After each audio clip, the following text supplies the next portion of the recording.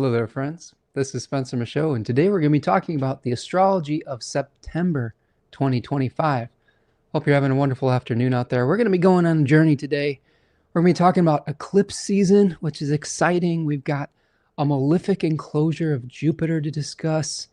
We've got Saturn retrograding into Pisces. We've got a really unique benefic enclosure of Mars.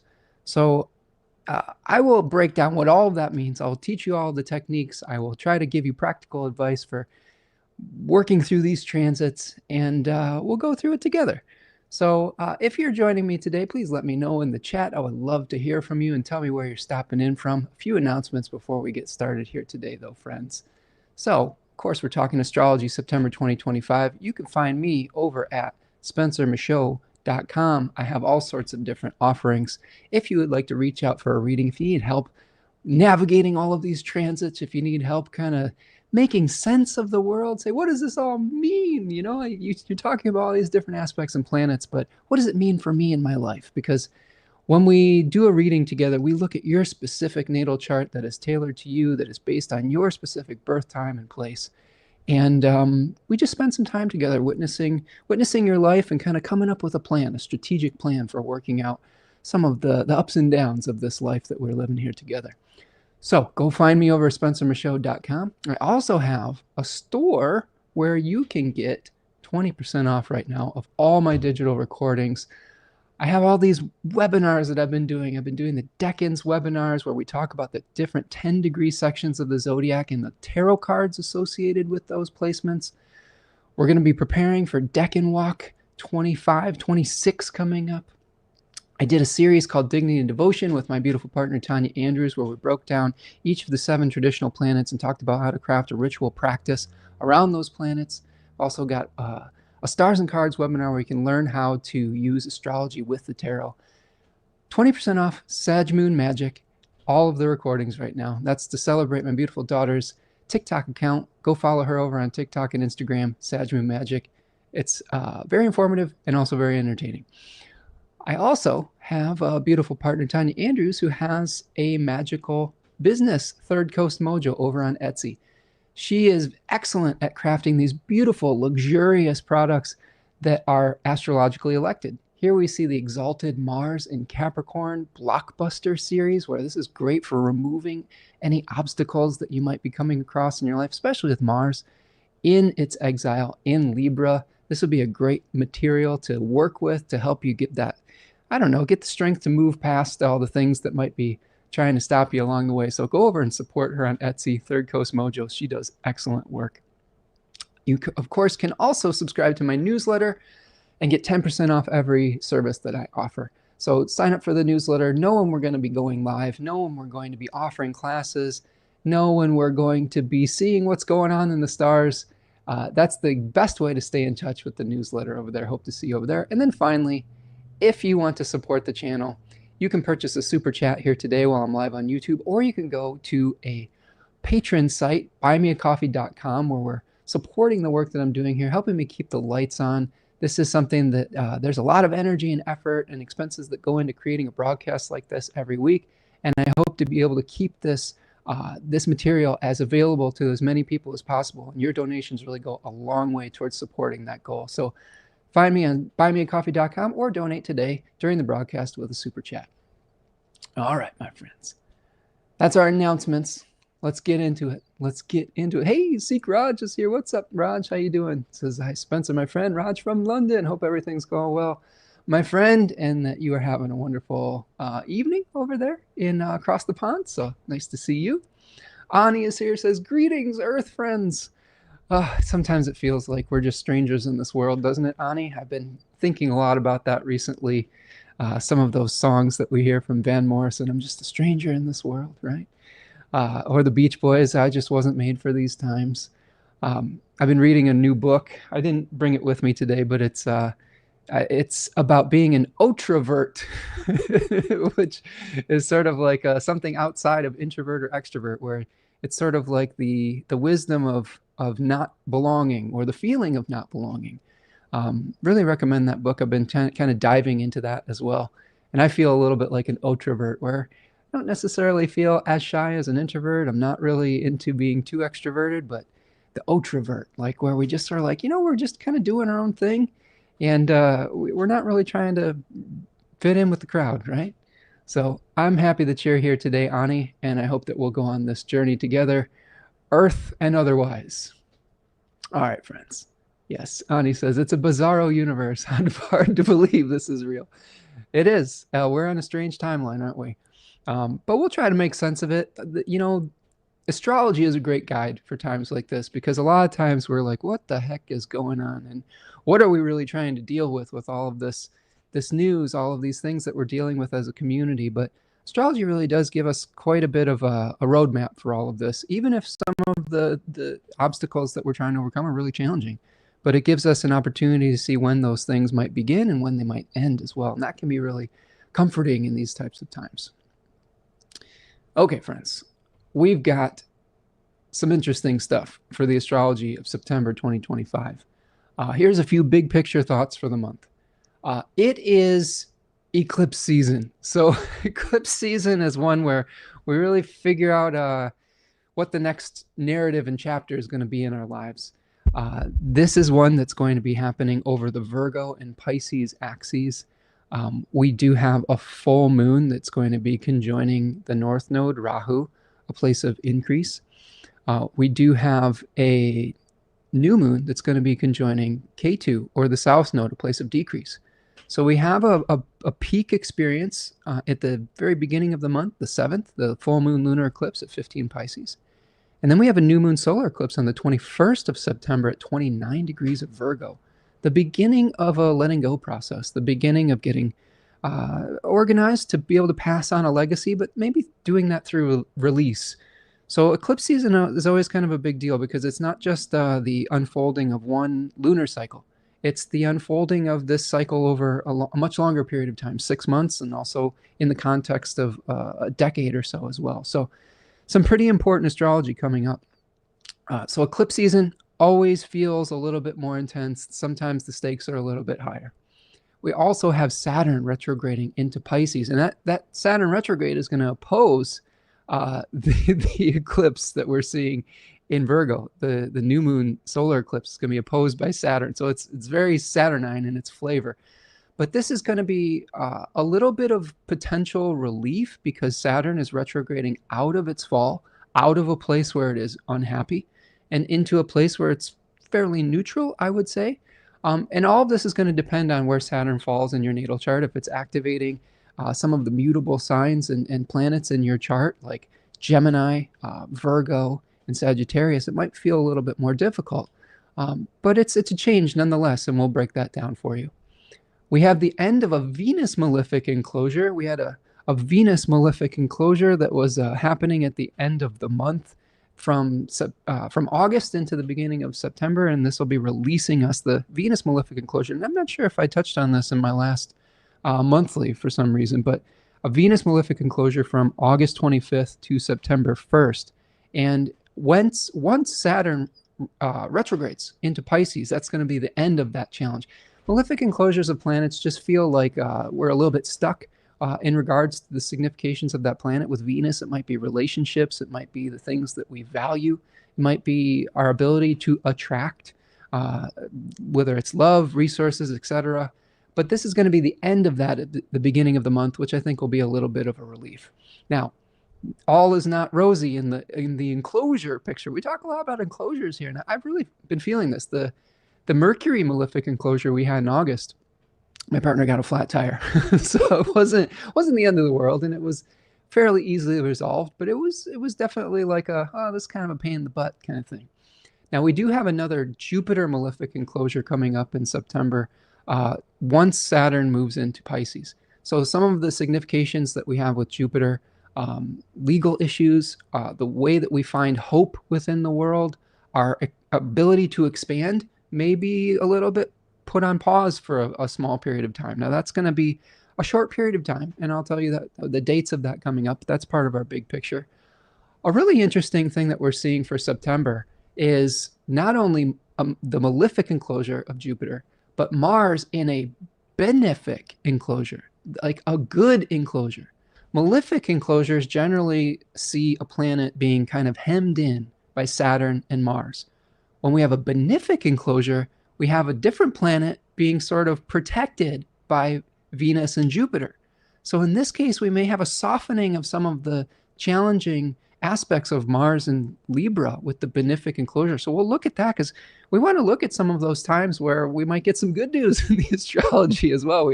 We don't want to be all doom and gloom about it, but that's kind of a unique thing that we don't necessarily see very often, the benefic enclosure of Mars. So we will talk about that today too. And then a couple other things. We didn't really touch on this in August, but in late August, the 28th, as we're approaching this, as I'm recording this today, Pluto is going to be going out of bounds in its southern declination. And this is really kind of an important time historically in our grand scheme of things, historical grand schemes, because Pluto, often a planet of transformation, of bringing things to the surface that have long been repressed, that need to be dealt with and changed. When we have Pluto going out of bounds in its northern declination, oftentimes we get tyrannical influences taking over authoritarian power, etc. But when it goes out of bounds in the southern declination, we often see rebellions and revolutions rise up and a return of power to the people, which I think is something that many of us right now are feeling potentially very hopeful about. Now, it's not going to be easy. It's one of those things that when destructive power structures are in place, it can be pretty difficult to extricate yourself from those things. But I think it will be interesting to track the out of bounds Pluto and seeing how we might see a return of power to the collective and to the people, and maybe release it from the hands of authoritarian dictators or leaders. Okay, so those are some of our big picture things. Last thing on the list, Mercury cazimi. There's a Mercury cazimi in Virgo. Really powerful place for Mercury. A really excellent new start for mercurial significations with commerce, communication, paying attention to the details, getting organized. Mercury cazimi in Virgo is going to be a really positive one, I think, as far as understanding the reality of our situations. All right, so those are kind of the big 30,000 foot viewpoints. K-Wow is stopping in here. What's up, K-Wow? Nice to see you. Hope you're doing well, my friend. Always love to welcome friends here in the chat. So let's start kind of taking the medium range view. Do me a huge favor before we do so, friends. Please like the video if you're here. It's the easiest thing you can do to support the channel.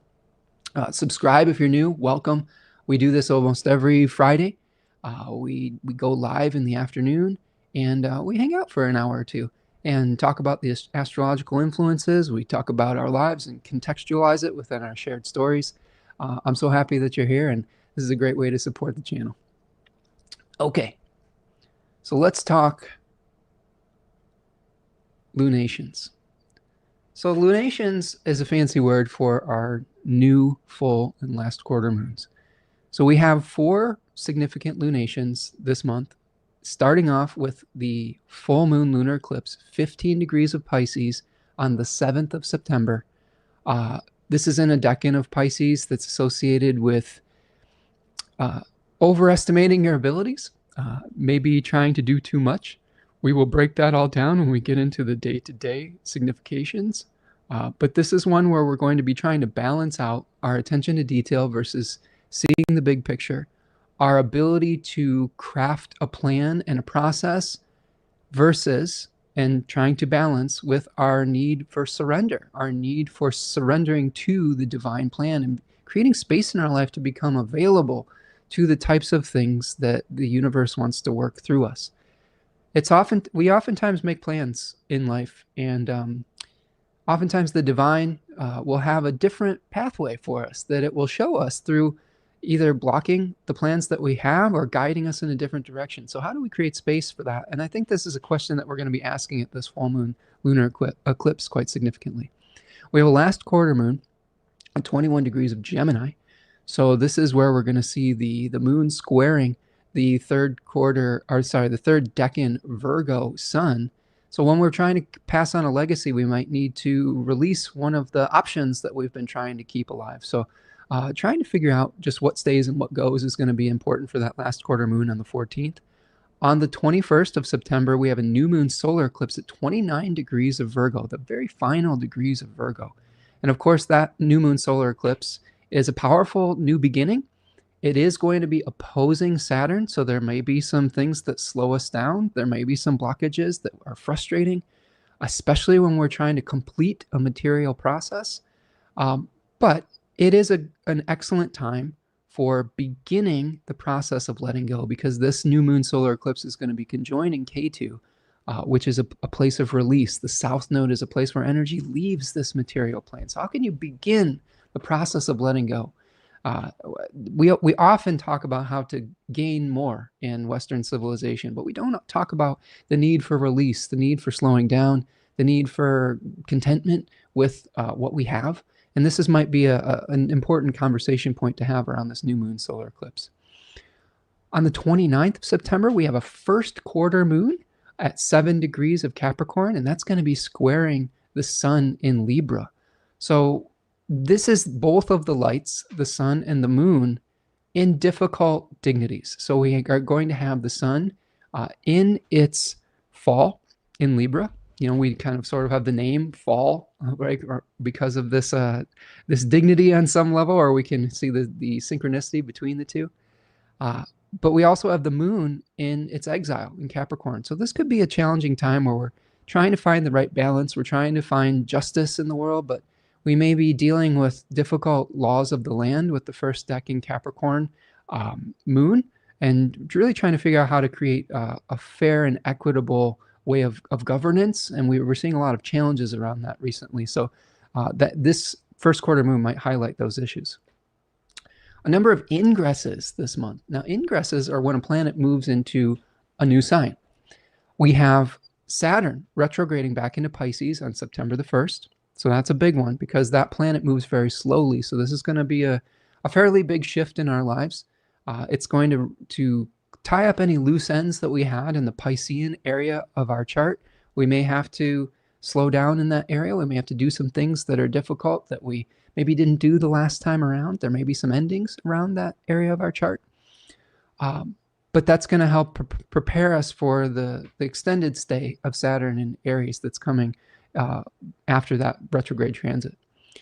Mercury, this is good news. Mercury is going to be moving into Virgo on September the 2nd, where it has double dignity. It has dignity with it's in its own domicile. It's in its own exaltation. I believe in those first degrees, it may also be in its own terms. It has a ton of dignity. So a really powerful moment for Mercury with its ingress into Virgo.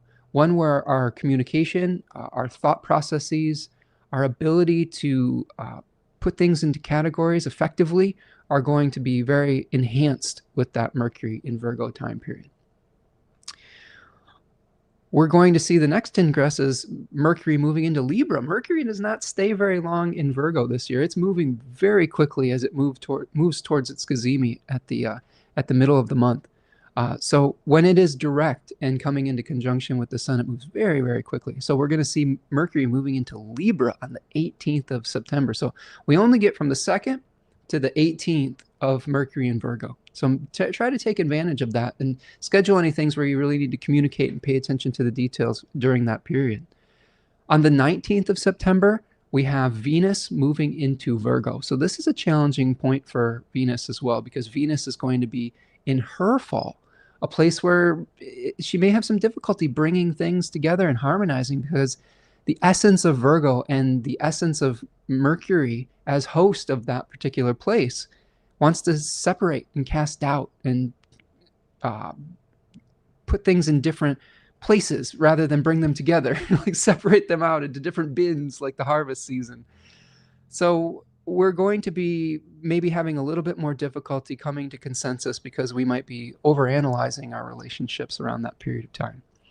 Now, we do have Mars improving its dignity on the 22nd of September when it moves into Scorpio. So a really powerful place for Mars.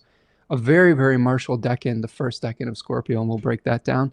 And then the sun moves into Libra at our fall equinox on the 22nd as well. So a time where we're transitioning to the dark part of the year, where the days and the nights are equal and the nights start to become longer. So a time of reflection, a time of weighing how we've been working through the solar year, an important transition point. A few solar phases. We have on the 6th of September, Uranus is stationing retrograde at 1 degrees of Gemini. So some of the changes that we've been trying to make in our lives as far as breaking out of some of our ruts, trying to understand how to make things more digestible and with smaller pieces in our life, we may review that process in the beginning of September. We also have Mercury conjoining the Sun at 20 degrees of Virgo, which is called its cazimi, on the 13th of September.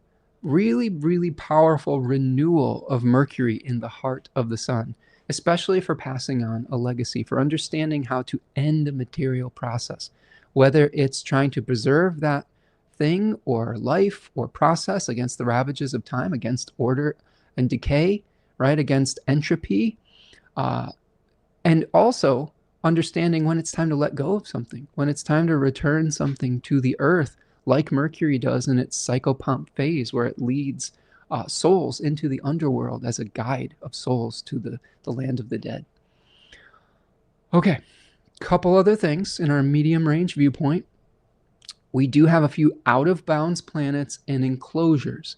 Now, I say enclosures, and I don't just say malefic enclosures, because as we saw in our 30,000 foot viewpoint, we have a benefic enclosure, which is kind of neat too. So Jupiter in malefic enclosure, being trined by Saturn and being squared by Mars, is going to be the period of time between September the 1st and September the 4th. So the very beginning of the month, right as Saturn retrogrades into Pisces, that's when it begins.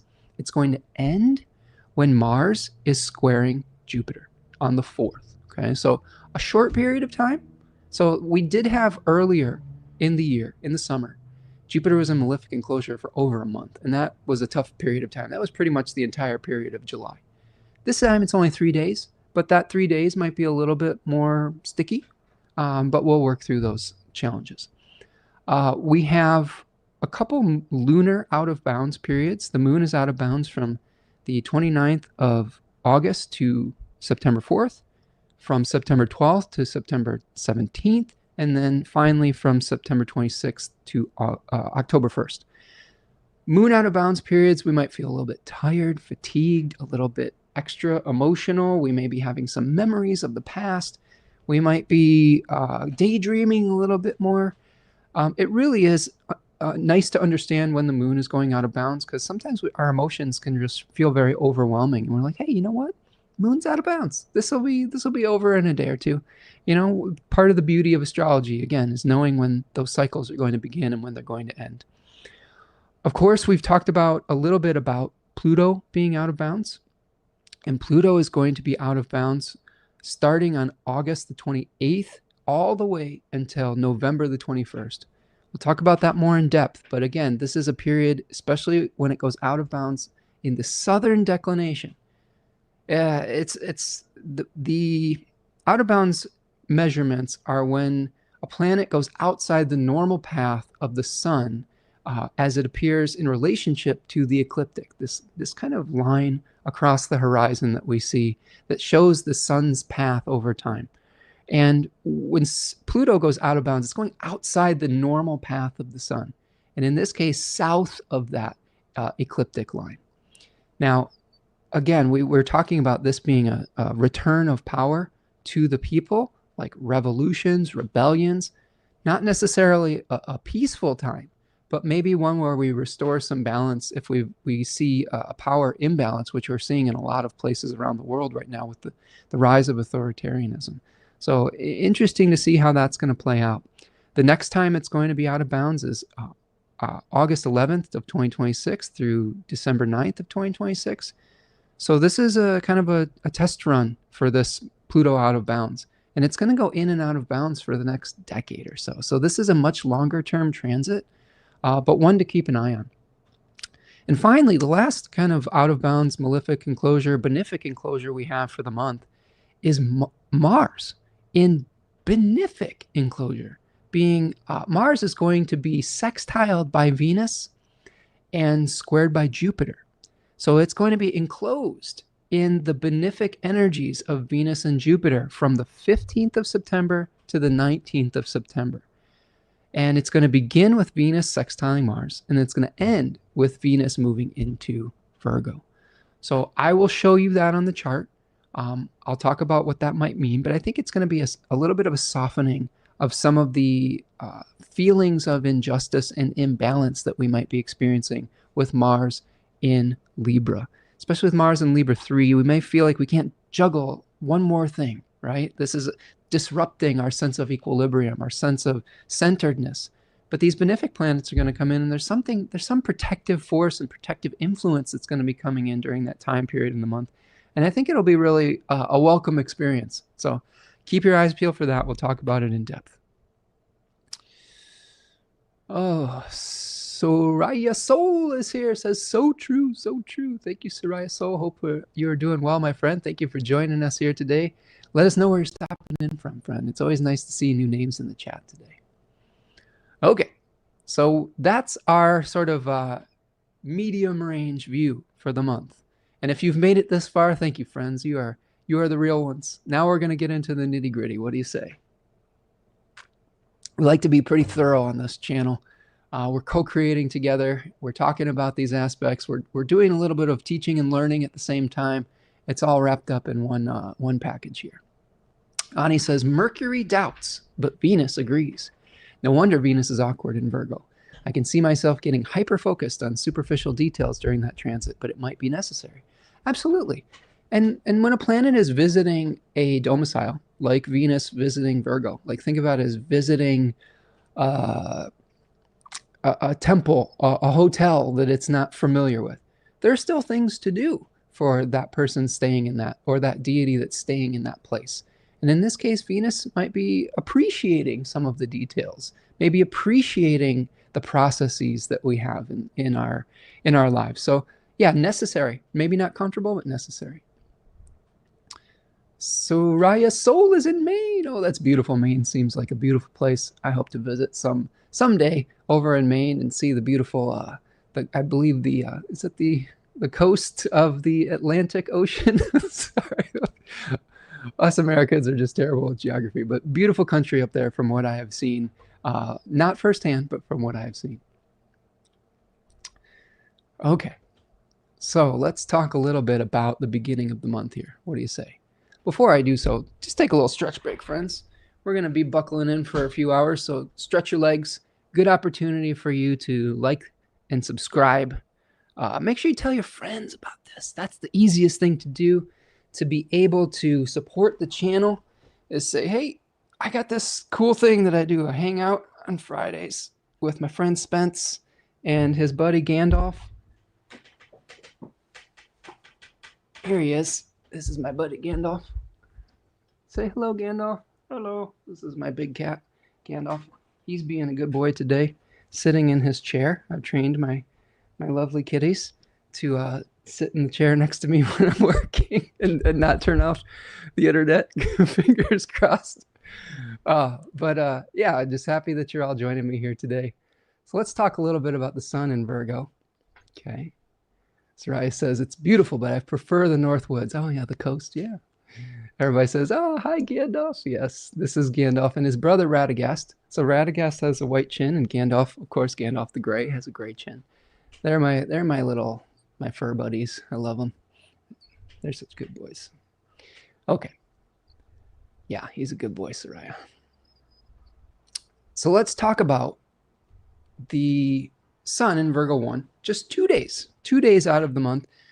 We're going to be seeing the sun moving through the first 10-degree section of Virgo. We'll break down each of the decans moving forward. I broke down Virgo 1 in the Astrology of August, so if you want to learn more about Virgo 1, go check that out. But really, Virgo 1, we talk about the Eight of Pentacles, right? So we see someone who's working very hard on their craft, maybe even apprentice of an advanced age. So this might be the focal point at the very beginning of the month, the end of August into the beginning of September. But the first thing that we're going to see in the beginning of September is Saturn moving into Pisces. So I'm going to bring the chart up to the screen here, and I hope that you'll forgive me for my little compromise here with my chart. I'm trying to keep some more FaceTime on here to please the algorithm.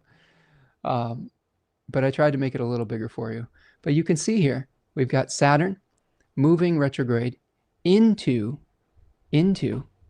Pisces. Now, a couple things to understand with Saturn moving into Pisces. So first of all, the interesting thing that we see with Saturn moving into Pisces is we are moving out of a temple related to Mars or stewarded by Mars. And in this case, Mars is already in rough shape while it's in Libra. So you see Mars here in Libra, okay? And it is moving out of that difficult position and into a place that is already benefic by its nature, Jupiter's domicile of Pisces.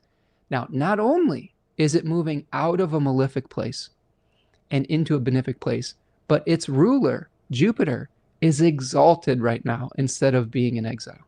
Now, there's all sorts of good news associated with that. First of all, instead of in opposition with Mars, its host, we now have a trine with its host. Okay, so you can see here, there's the trine with the Saturn to Jupiter. You can also see that now we are moving towards the North Node once again. So there might be a period of increase. Now, Saturn shows us oftentimes the laws and structures of society. So when Saturn is in its fall, the laws and structures of society start maybe breaking down. They might be formulated by individuals that have selfish means and ends or selfish desires. When we move into Pisces, we might see some of those laws being taken into account, more of the needs of the collective. Now that, I think, will be a breath of fresh air from a lot of the things we've been seeing globally with a lot of authoritarian takeovers of various governments. So I think we do have this period between now and, what is this? It goes back into, I believe it goes back into Aries sometime in February. I have to look that up. Let's see. Let's take a look at this because I think this is an important piece of information. Okay. So we want to know when it's going to be back. February 13th, 2026. Okay. So February 13th, 14th, is that what I just said? Yeah, February 13th, 2026 is when it moves back into Aries. So that means that we have September, October, November, December, January, half of February, with Saturn in a much more fortuitous position where we might get some relief from some of the challenges that we've been experiencing in regards to Saturn issues in our lives and in the collective. So it doesn't mean it's not without its challenges. The third decan of Pisces can lead to a lot of wild swings of emotion where we go from the heights of elation to the depths of despair. So we may have to learn to regulate our emotions and find equilibrium within them. Saturn is sort of I think a balancing corrective. Remember, it's exalted in Libra. It loves to be in balance. It is a planet of nemesis that increases that which is lacking and decreases that which is excessive. So wherever Saturn is in our chart, it's sort of correcting. It's that area of our chart. So we maybe need to correct the Piscean topic in our life and how we manage our emotions through that Saturn retrograde cycle. Okay, so let's move forward. We'll move forward a couple hours here. Go back to the noon time. So this is also the beginning of our Jupiter malefic enclosure. Okay, now I told you I would tell you what we were looking at here. So here is Jupiter, right? And it is being enclosed. Here's a trine from Saturn on one side, and then here is a square from Mars on the other side. Okay, so this might be a period of time where the Jupiter-ruled topics in our life, Sagittarius and Pisces, may feel a little bit stuck for about 3 days. Not a super long transit, not always the end of the world, but we may have some difficulty with our feelings, with our emotions, There may be some challenges within some of the groups that we are a part of, because Jupiter is in the second decan of Cancer, which is associated with something called The Walled Garden in 36 Faces by Austin Coppock, where these safe spaces where we feel free to be ourselves amongst our peers. There may be a little bit of challenge around that at the beginning of the month. We might not be able to expand or grow as quickly as we might want to. Again, it's 3 days. We sometimes we get really overwhelmed when we have a negative experience in our life, but in the grand scheme of things, it's very temporary, and that pause might be the type of pause we need to get more information within that process. All right, so that is our sun within Virgo 1. Now the moon is also going to be out of bounds from the 1st of September to the 4th. Okay, so during that whole period of time that Jupiter is in malefic enclosure, the moon is also out of bounds. So we did talk about a lot of feelings around that period of time, right? Also, we're starting off the month with Pluto out of bounds. So we've talked a little bit about that, but look for the people starting to organize and rebel against some of these draconian laws that have come down the pike from our authoritarian leaders in various places around the world. I think there's going to be more organization towards the pushback to that as Pluto moves out of bounds from the 28th of August to November 21st. Okay, I'm going to check in with the chat. And I know we've got a number of people stopping in here, it sounds like. Let's welcome some of our friends here today. Love all you stopping in. Tracy says, lovely to see Gandalf offering us wise words. Yes, he's a good boy. He's such a good cat. I've been taking care of a neighbor's cat too, and I love my neighbor's cat. It's an awesome, awesome cat, but it's also helping me just understand the specialness of my bond with Gandalf and Radagast too. It really is nice having your fur babies. It's kind of a unique relationship, and every fur companion is different, and they have their own quirks and things of that nature, and it just is they're all unique souls, and it's something you sometimes take for granted when you just live with one or two. You see the uniqueness of that soul when you visit other animals. Ani says, hallelujah, Saturn and Pisces, an upgrade for me. I think it'll be an upgrade for a lot of us, Ani. I will just say, like, for me, it's going to be retrograding into an opposition to my Mars. So I'm kind of like 6 of one, half a dozen to another. That's why we have to look at it in regards to our own charts, right? Kate is here. It says, I'm in New Hampshire. Hey, neighbor, what's up, Kate? Nice to see you. Hope everything's going well your way, Kate. Javiera is here. Javiera says, hey, guys, sorry I was watching on mute. A call came in. I hope everyone's doing awesome today. Hope you are doing awesome, Javiera. We've got a nice, beautiful community here. I believe Javiera is joining us from Ontario. So nice to see you, Javiera. Okay. Soraya Soul says, God, I hope so. It's been draining the life out of me. I had to start limiting my exposure to the daily craziness. I think a lot of us have. I think that some of my advice at the beginning of this series of, Saturn moving into Aries, seeing the Saturn-Neptune stuff, seeing the rise of authoritarian leadership around the world, this is going to be it's going to be a marathon, not a sprint. And we really have to try to regulate our emotions so that we don't get burnt out by all the distractions coming our way, all the gaslighting. How do we maintain our center so that when it really is our time to take action, that we are ready to do what needs to be done? And there's always things that we can do in the meantime, even if it's not the be-all, end-all that's going to make the big change. We can make little changes along the way, and we can try to support each other in our local communities and things of that nature. All right, Kate's doing better. Nice to see you. Yeah, and I'm glad everything's going well your way, Kate. Okay, Kate has a rescheduled surgery. Oh, wishing you luck for that. We'll talk about the 15th a little bit, so we'll see what the astrological weather looks like that day, Kate. Moon will be waning. Yep. We are definitely sending you positive healing vibes. Ani says, Mercury will be in Virgo, which is a plus, and that malefic opposition is out of the way. Sounds like a reschedule is an upgrade. I agree. So we've got some nice stuff going on for Kate here, who is getting some healing coming her way. Let's see. I'm just checking in here. Okay. So let's keep going. Let's talk about the sun moving into Virgo 2. And as the sun moves into Virgo 2, let's look at this is a Decan flashcard that I made for the Decans and that are part of my Decan webinar series. If you do download the Decan webinar series, you do get these digital Decan flashcards. So this is Virgo 2. Here we see a figure in a very lush garden who is carrying a falcon. This is the falconer, a woman of means, a woman of wealth, a woman of skill.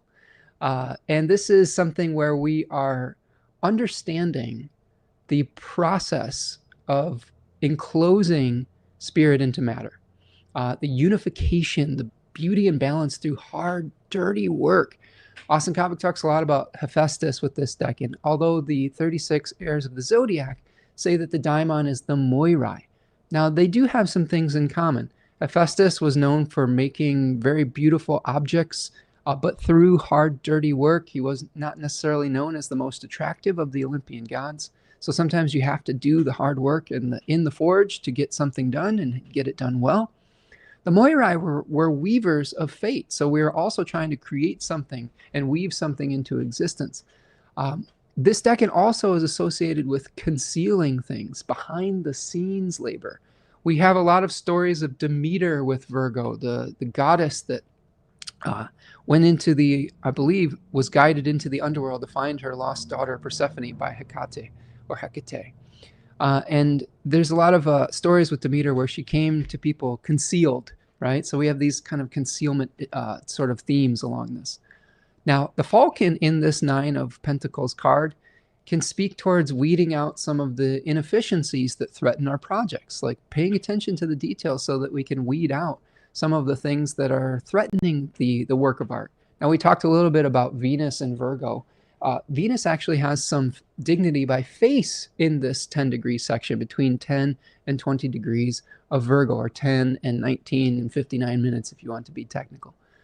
So this may help us to create balance and beauty through weeding out some of the inefficiencies in our projects, in our artistic projects, in our personal lives, etc.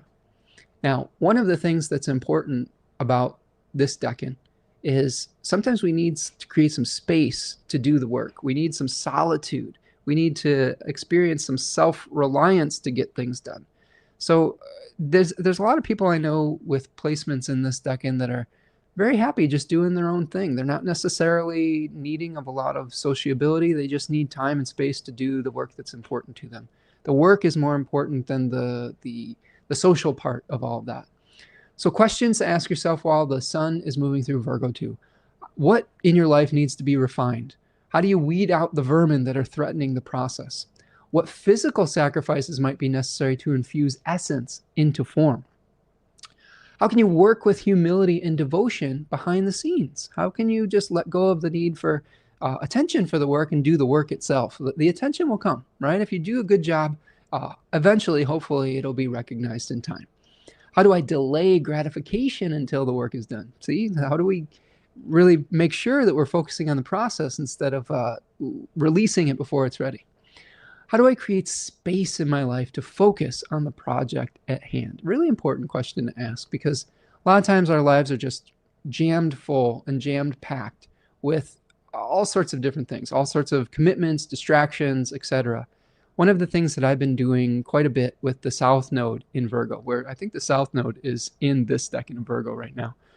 I've just been getting rid of stuff. I've been getting rid of emails. I've been unsubscribing from email lists. I've been getting rid of distractions. I've been weeding out inefficiencies in my budget. There's some things that I was paying for. I'm like, I don't need to pay for this. I don't have time for that, right? So how do we release some of the things that were part of our lives and part of our routines and commitments, but might not be right for us anymore? It doesn't mean they weren't right for us at one point in the past. It just means that we're in a constant state of flux and change. And when we accept those changes and when we adapt to those changes, that's when we can, I think, experience flow state, right? All right, so between the 12th and the 22nd of September, this is what the sun's spotlight is going to be shining upon. Okay, let's see what we've got here. I'm just checking in with the chat. Let's see what we got. Yeah, Javier says, so much going on. Absolutely. So many changes at the moment. I agree. There is a lot going on, but this is why we're here together, unpacking it for you. So let's talk about, let's bring the chart back up here. And we're going to put the chart on stage here. And the 2nd of September, Mercury is going to be moving into Virgo. Now, this is a pretty important ingress. Right here, here is Mercury moving into Virgo. It is fueling the sun.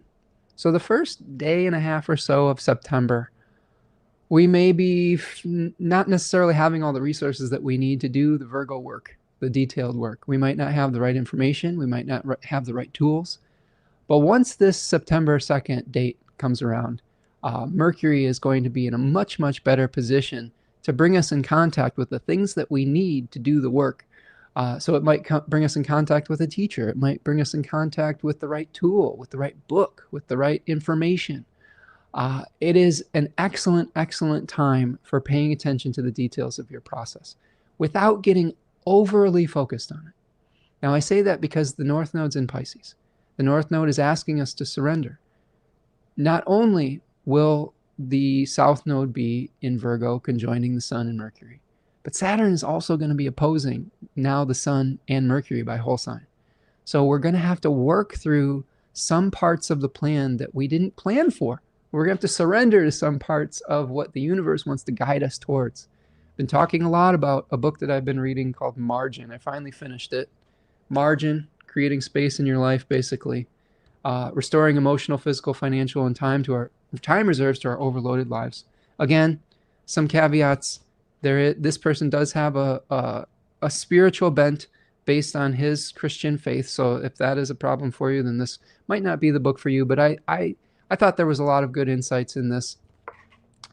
But creating space in our life, really important. One of the things I do agree with Dr. Swenson about is we need to be present for what the divine wants to work through us.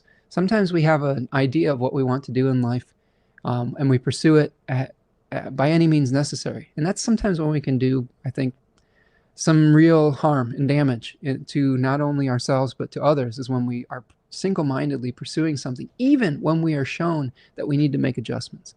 So leaving a little bit of space for spirit to guide you, for the universe to guide you, for circumstance to guide you, I think is really important, especially with Mercury and the Sun joining the South Node and Saturn opposing. So I hope that you'll create some space, weed out the inefficiencies, surrender to the process. Okay, let's see. Oh my goodness. Sarai Soul says, me too, yard sale, gave away stuff, unsubscribed, etc., cleaning up my closet. Wise man said that. Yeah, exactly. Yeah, just giving things away, because you know that if you're ready to let it go, it just is, it might make someone else happy, right? It might not be for you anymore. And you're creating space for the things that do resonate with your current state of mind, with your current state in life. Sometimes this is true with our characters and with our stuff. Sometimes the stuff that was right for us at one time isn't right for us anymore. Our bodies change, our interests change. So letting those things flow through us rather than holding on so tightly is a real meditation. It's a real exercise. Okay. Time to get organized now, he says. Absolutely. I love it. I love it. Kate just brought my old couch outside this morning. It listed in the free in the local group. There you go. So your release is someone else's gain. Absolutely. Balance with the North and South Node. Absolutely. Yes. How can we hold space for all and both? If it doesn't bring happiness, let it go. Yeah, that's sort of the Marie Kondo way, right? If you start kind of going through all of your stuff and holding it and saying, does this spark joy? And if it doesn't, hey, it's time to go, right? Okay. So as we move forward to the 3rd, not only is Mercury moving into Virgo. But it is now going to be squaring Uranus, right? At the very beginning of this day, it's going to start squaring Uranus here. So Mercury, Uranus square. So the impulses to make changes are going to be very strong.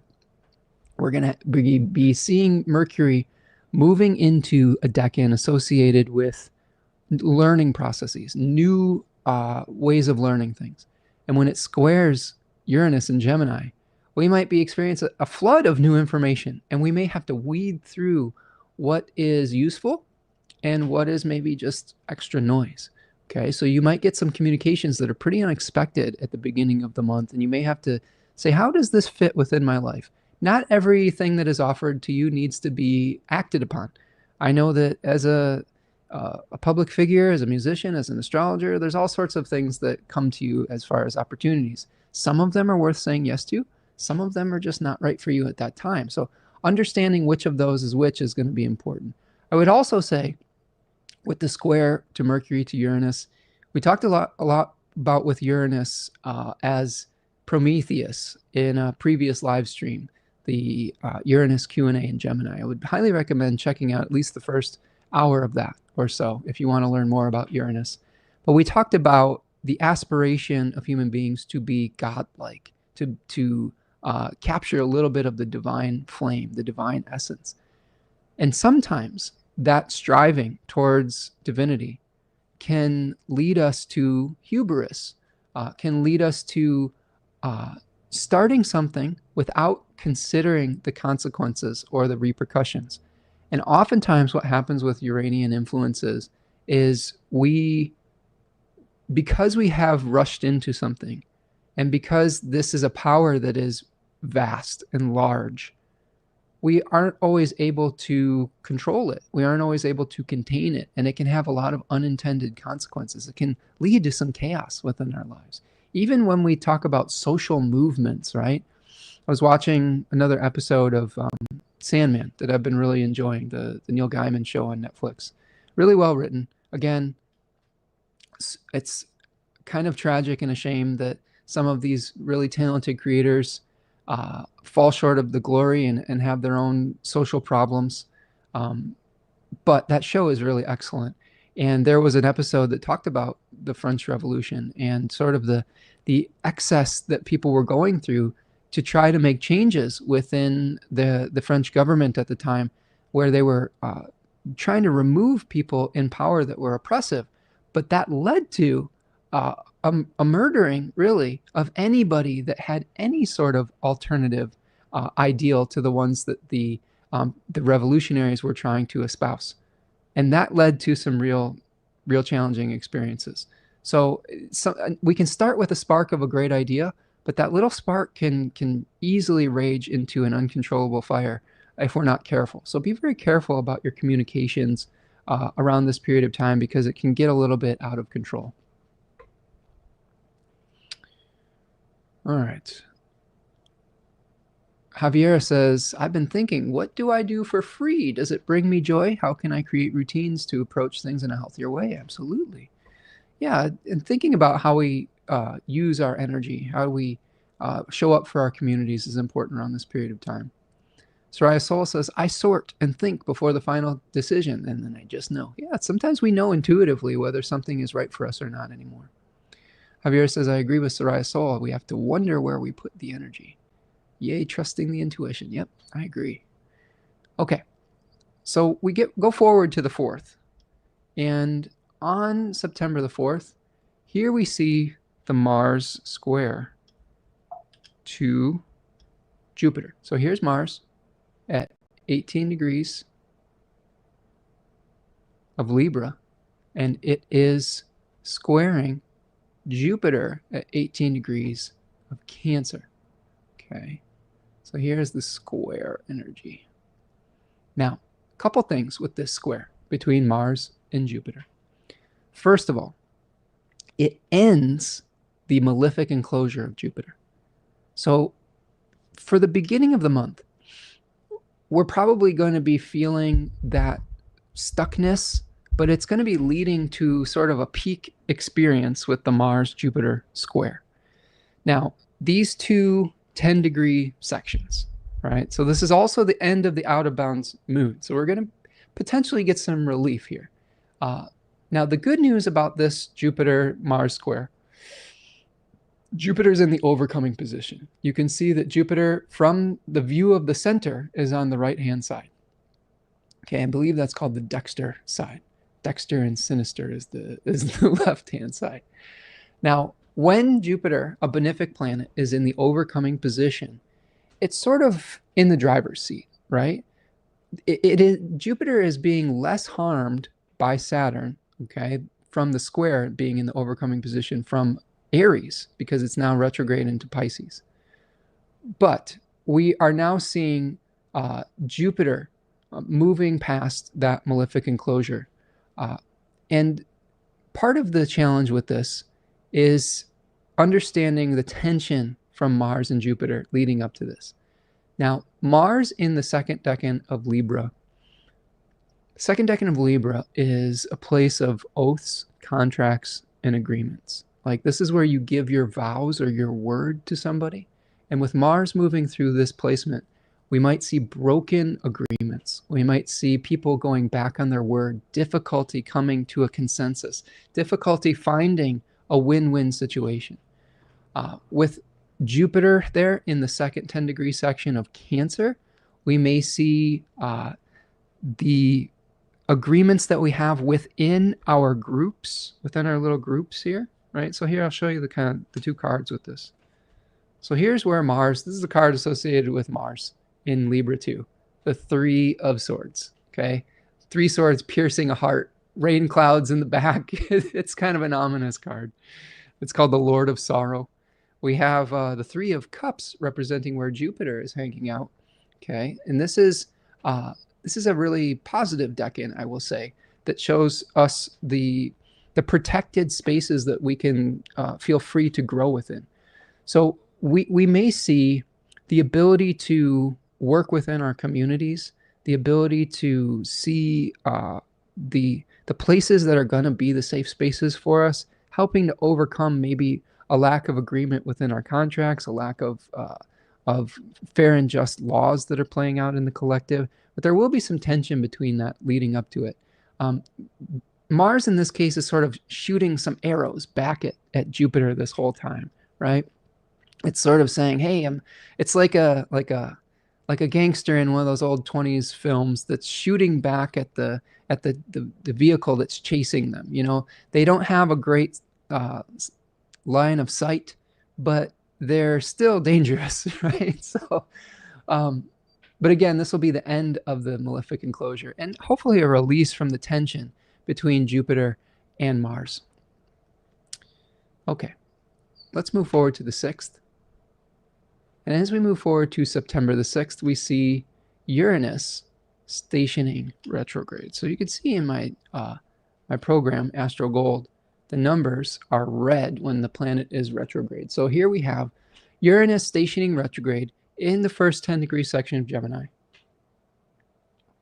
This is a place where we are looking at our options. We're trying to explore our options. We may be shooting for some divine ideal when it comes to our freedom to pursue every path possible. We might be realizing that is a fool's errand. Uranus is a card, or a planet that's associated with the tarot card, the Fool, where we're stepping off into a new future, but we could also be stepping off the edge of a cliff. If you've seen that Fool card, I'll see if I can find it here. It really is some interesting energy. Now, with the Fool basically stationing retrograde, maybe this is that Fool that's stepping off the edge of the cliff, turning around and saying, there's the Fool. See, he's got his little dog saying, hey, buddy, you're about to step off the edge of a cliff. Maybe this is him turning around and saying, you know what? Maybe I don't want to step off the edge of this cliff just yet. Maybe I'm not quite ready to pursue every avenue possible.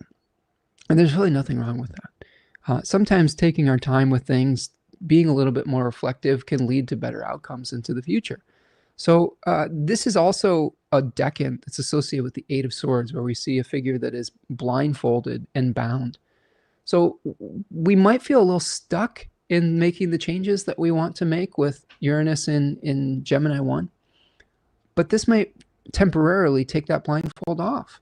Maybe it releases us from that bondage and says, you know what, you've explored a little bit. There's a lot of options. You don't have to necessarily act on all of those options yet. Uranus is going to retrograde back into Taurus as well. So this is something to consider. So Uranus will retrograde back into Taurus on November the 7th. So we have a little bit of time in Gemini. Then we're going to tie up some loose ends in the end of Taurus. It's going to station direct at 27 degrees of Taurus on the 3rd of February of 2026, and then move back into Gemini on the 25th of April of 2026. So we're going to have some time to revisit Uranus in Taurus and that area of our lives and of our chart. We're probably going to be seeing some things related to dealing with humility in the face of nature as Uranus retrogrades back into Taurus 3. So that decan often talks about hubris and needing to deal with things like natural disasters that are out of our control. There may be some of those things that we have to reckon with as a society, as a community, as a global community moving forward. Of course, we're going to be dealing with those things moving forward, but they may take a little bit on more of a focal point as Uranus retrogrades back into Taurus. Now that leads us up to our full moon lunar eclipse. So let's check in with the chat before we dive into this, because we'll spend some time on this here today. Let's see.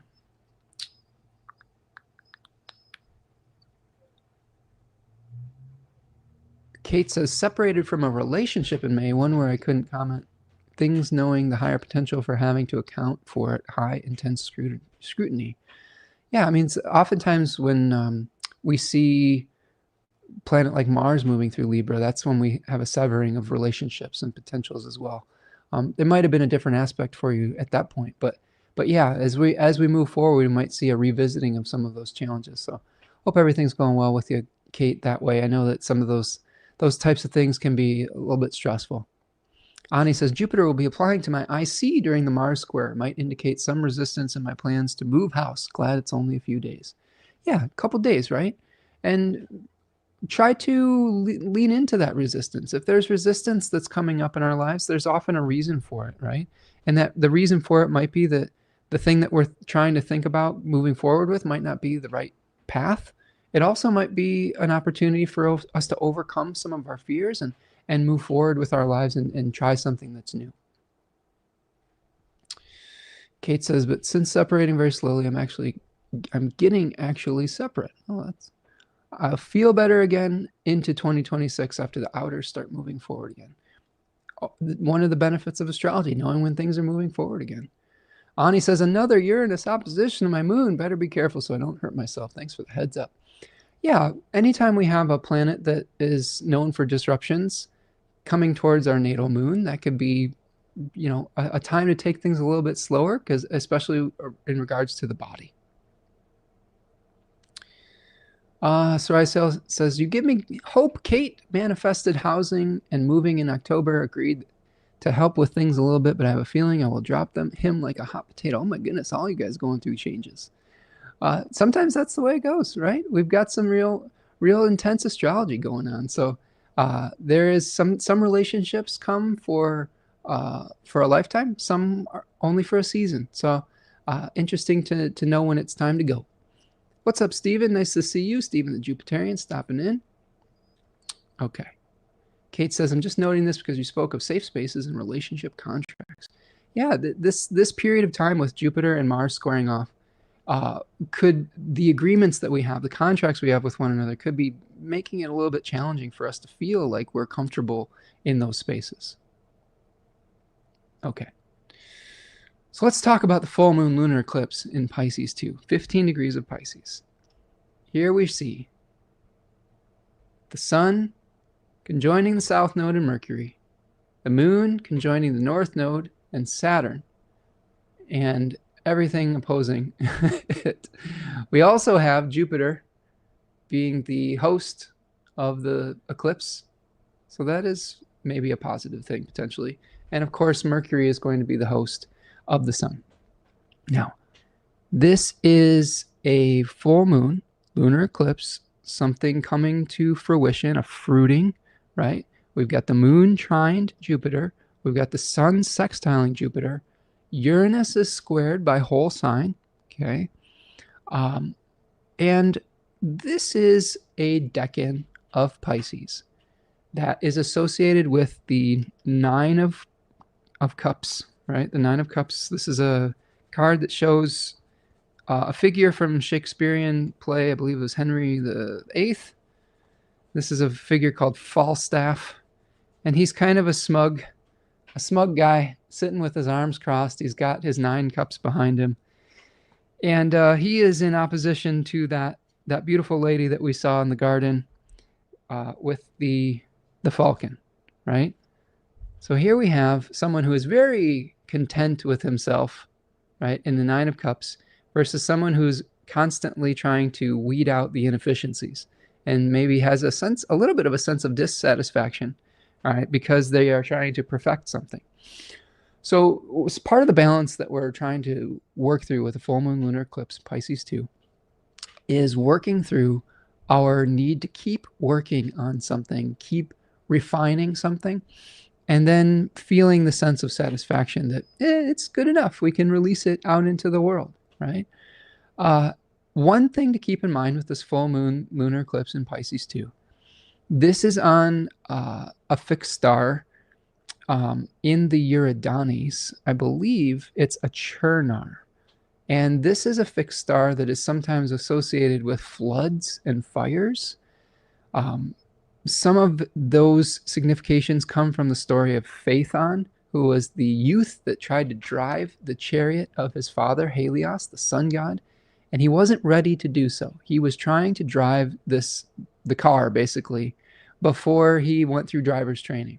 And he wrought all sorts of havoc on the world. When he flew too high, it got too cold on the earth. When he flew too low, everything was on fire, too hot. Eventually, Zeus had to shoot him out of the sky with a thunderbolt, and he fell out of the sky and fell into this river, the Uranus, which is a big constellation in the sky that goes all the way from Orion all the way down to Hercules. And he drowned, you know? So it talks about the dangers of trying to launch before we're ready. You can think of the similar energy with the myth of Icarus, trying to fly with wax wings. You can think of this in the story of Dolus that Austin Coppock talks about in 36 Faces, the apprentice of Prometheus that tries to make humanity out of clay while his master is gone, but runs out of clay when he gets to the feet. And but Prometheus was so impressed by his efforts that he fired both his version and Dolus's version in the kiln. And one was aletheia, truth, his own, and Dolus's was pseudologos, falsehoods. And of course, when you have falsehoods or lies, because they're based on an incomplete version of the truth, they can't always go the distance, right? If you can't run a marathon without legs. So if we are trying to launch before we're ready, if we're utilizing nefarious means, eventually that's going to be found out and it's not going to be able to sustain us. So this eclipse, I think, is really important for understanding our limitations, for surrendering to the process, for the caution with this is not overestimating our abilities. We may be able to put an intention out into the world and then need to surrender to the process. And we will be shown the skills that we need to manifest. We will be shown the information that we need and guided towards that rather than making a grand statement about what we need to happen in the world. One of the things that I think is part of growing older and getting in this wisdom part of your life, I guess you could say, is we often try to dictate terms to fate, to the Moirai, okay, the spirits of Virgo 2, where this eclipse the sun is gonna be moving through, and it doesn't quite always work that way. I know that we have an attachment to a lot of the New Age wisdom of creating your own reality, and there is some truth to that. We can create the right circumstances for growth. We can tend to the fields. But there is this part of our lives that are fated, that we are being guided towards. There is a fate called Hemermene that is not adjustable in the ancient Greek philosophical tradition. So when we come to terms with that and we learn to flow with that type of fate in our lives and surrender to it, I think that we will know the work that we have to do rather than trying to push in directions that will ultimately possibly lead towards failure. If Phaethon had realized that his destiny was not necessarily to drive that car at that time, right? To drive the chariot of the sun, he might have avoided a really difficult fate. So something to consider with our full moon lunar eclipse. Now, the good news with this full moon lunar eclipse, and we'll do an entire live stream on this coming up. We'll do this, I think we'll do this next week. We are going to be seeing the moon hosted by a very, very powerful benefic planet Jupiter that is in its exaltation. So I do think that if we are able to understand our limits, if we're able to surrender to the process, and if we set an intention without dictating the how, we can understand our why without saying it has to be this way. I will only accept this form. I think that we might be able to manifest some pretty interesting pathways, or just some good experiences, etc. It will take releasing attachment to form, to the how, but when we surrender to that, I think Jupiter hosting this moon speaks towards at least some positive experiences around that. Okay, let me check in with the chat here. Kate says, failure to launch. I've heard that expression with challenges to Jupiter, right? Hani says, that's good. The footless statue in Pisces can't stand up to scrutiny. There you go, right? Kate says, LOL, they just pulled footless and headless statues from the ocean, didn't they? They said necks and ankles are the weak points. There you go. Yeah, right? We want to be able to stand on truth. And truth is... we can try to gaslight people into thinking it's the truth, but eventually those lies are going to be exposed. Javiera says, funny, my cat's name is Helios. There you go. That's a great name for a cat. I love it. That's a great name. Leo approved. KWOW says, the Moirai have always kind of fascinated me. Absolutely. And in that show, The Sandman, they talk, the Moirai are some of the main characters in the second season. Really fascinating to see their take on the Weavers of Fate.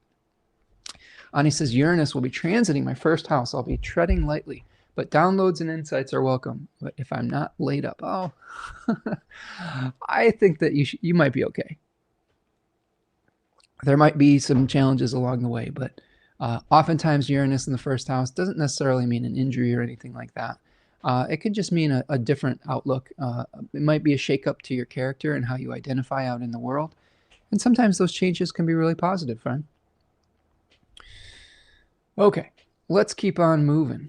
Let's keep on moving, keep on moving. Again, I will break down the full moon lunar eclipse in depth next week, so I hope that you'll join me for that. A couple more things while the sun is in Virgo too.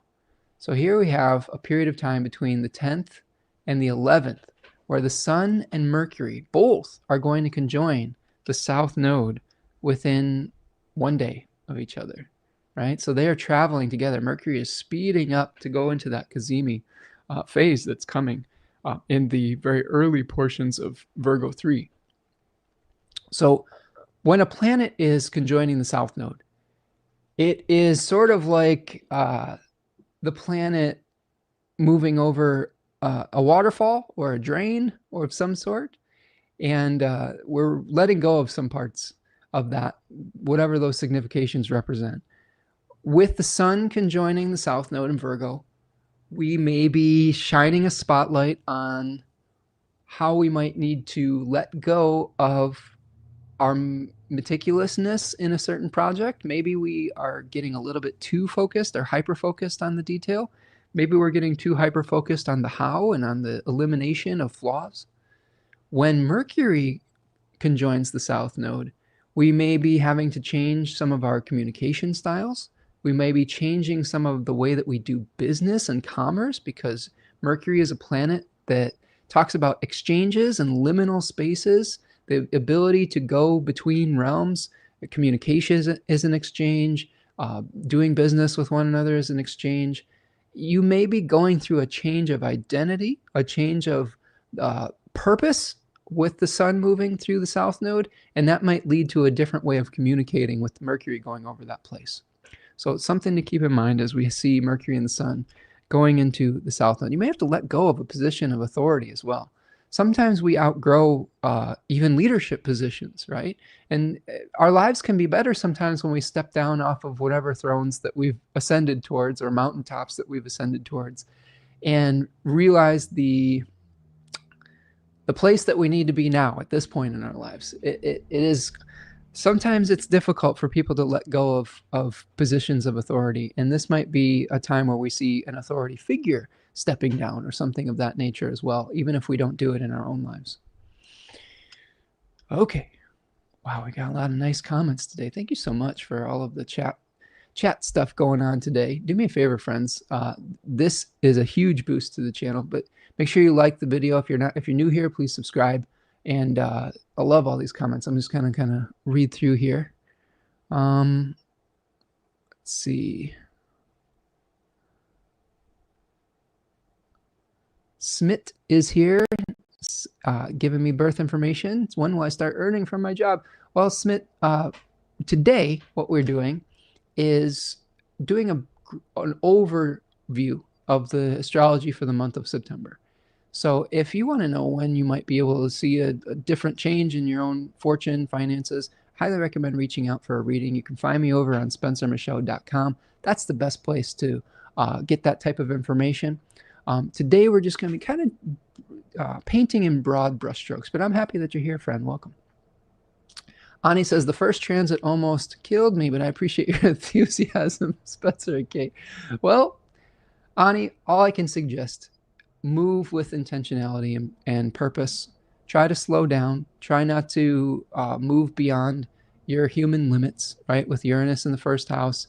Remember, the hubris that comes through Prometheus, Uranus, is through aspiring to be godlike and maybe going beyond our limits in a way that might not be healthy long term. So knowing your limits can help put you in a better place. Mara is here. What's up, Mara? Says, I love that you talk about the fated and limitations, Spencer. In a world so full of self can do it all. Oh, I am really happy that somebody appreciates that, Mar. It's not a popular opinion because of our attachment to growth and expansion and more in Western civilization and late stage capitalism. I'm reading a book right now about introverts. And man, I don't know why I can't remember the actual name of it. I will look this up real quick because it is helping me understand why I am the way that I am, and it might help some other people understand their place within the world. So this book is called The Gift of Not Belonging, and it is by the author, let's see here, Rami Kaminsky, MD. And he talks about a third type of psychological profile from introvert versus extrovert, the introvert, somebody who just doesn't really feel like they fit in with any type of group. And this has always been the case with me. I'm a little bit shy sometimes, but that somebody wouldn't necessarily characterize me as shy, being able to come and do work like this. But sometimes when I'm within groups, I don't necessarily feel like I fit in. I'm always feeling like a 30,000 foot observer type. I spent a lot of time alone as a child. I don't necessarily dislike being alone. I enjoy being alone. And this introvert is somebody who might really feel outside of the norm in the society. And I really feel that, especially when we talk about the expansion culture, the new age, put your mind to it and you can get whatever you want, a house, a car, blah, blah, blah. I really reject that notion because my worldview is more based on the cyclical nature of the seasons, the cyclical nature of this earth, which includes both expansion and release. It's times of growth and it's times of the earth laying fallow. I feel like a lot of the imbalances that we're seeing within our society, culture, etc., are because of the over attachment to unlimited growth. It's destroying our planet. It's destroying our planet. It's destroying our societies. It's leading to a greed consciousness, not an abundance consciousness. And if we come to accept the things that in our lives that we can't always change, and accept the times of release and of letting go and of appreciating less in our lives, I think that's going to start steering us in the direction of balance, equilibrium, of sustained life on this planet and with each other, rather than this fast track hurtling towards self-destruction. So thank you, Mar, for pointing that out, for acknowledging that, because it is not always a popular opinion. Kate says, I know one Taurus rising who is bulking up with Uranus in the first. Oh, that's funny. Soraya Sol says, ditto on that, Mar. Thank you. Thank you, friends. Appreciate that. Rachel is here, joining late. Hello from Roanoke, Virginia. Nice to see you, Rachel. Hope you're doing well, my friend. Yes, we're all saying hi to Rachel. Kate says, my son is a 12th house moon. The conjunction was dangerous for him. Gut infection, but I can see that ending too. Oh, my goodness. Yeah. So it's, yeah, Uranus transits with the moon can be a little bit challenging for sure. I had some changes with my diet when Uranus was going over my moon in Taurus recently, and in my career. I kind of discovered an allergy that I had to a sugar called fructan, and I was able to find an enzyme that helped me digest foods that I couldn't really digest in the past, and it was a huge boost to my experience. And I've got my buddy Gandalf here. Says, I want to sit on your lap. I'm going to show you all my buddy Gandalf. Look at this guy. Look at this beautiful, squishy man. Look at him. He's so cute. He says, I want to hang out with you today, Papa. Okay, you can sit on my lap, but you have to sit still. He has a little chair next to me that he's been trained to sit on, but he said, you know what? I want to cuddle with you. And that is okay with me. Okay, let's see. Kate says, knowledge of the transits, dates does help through the challenge. I agree. Soraya says, sometimes we have to evaluate between what is meant for us and what is not our ego or what, and not what our ego or pride wants. Absolutely. Absolutely, friend.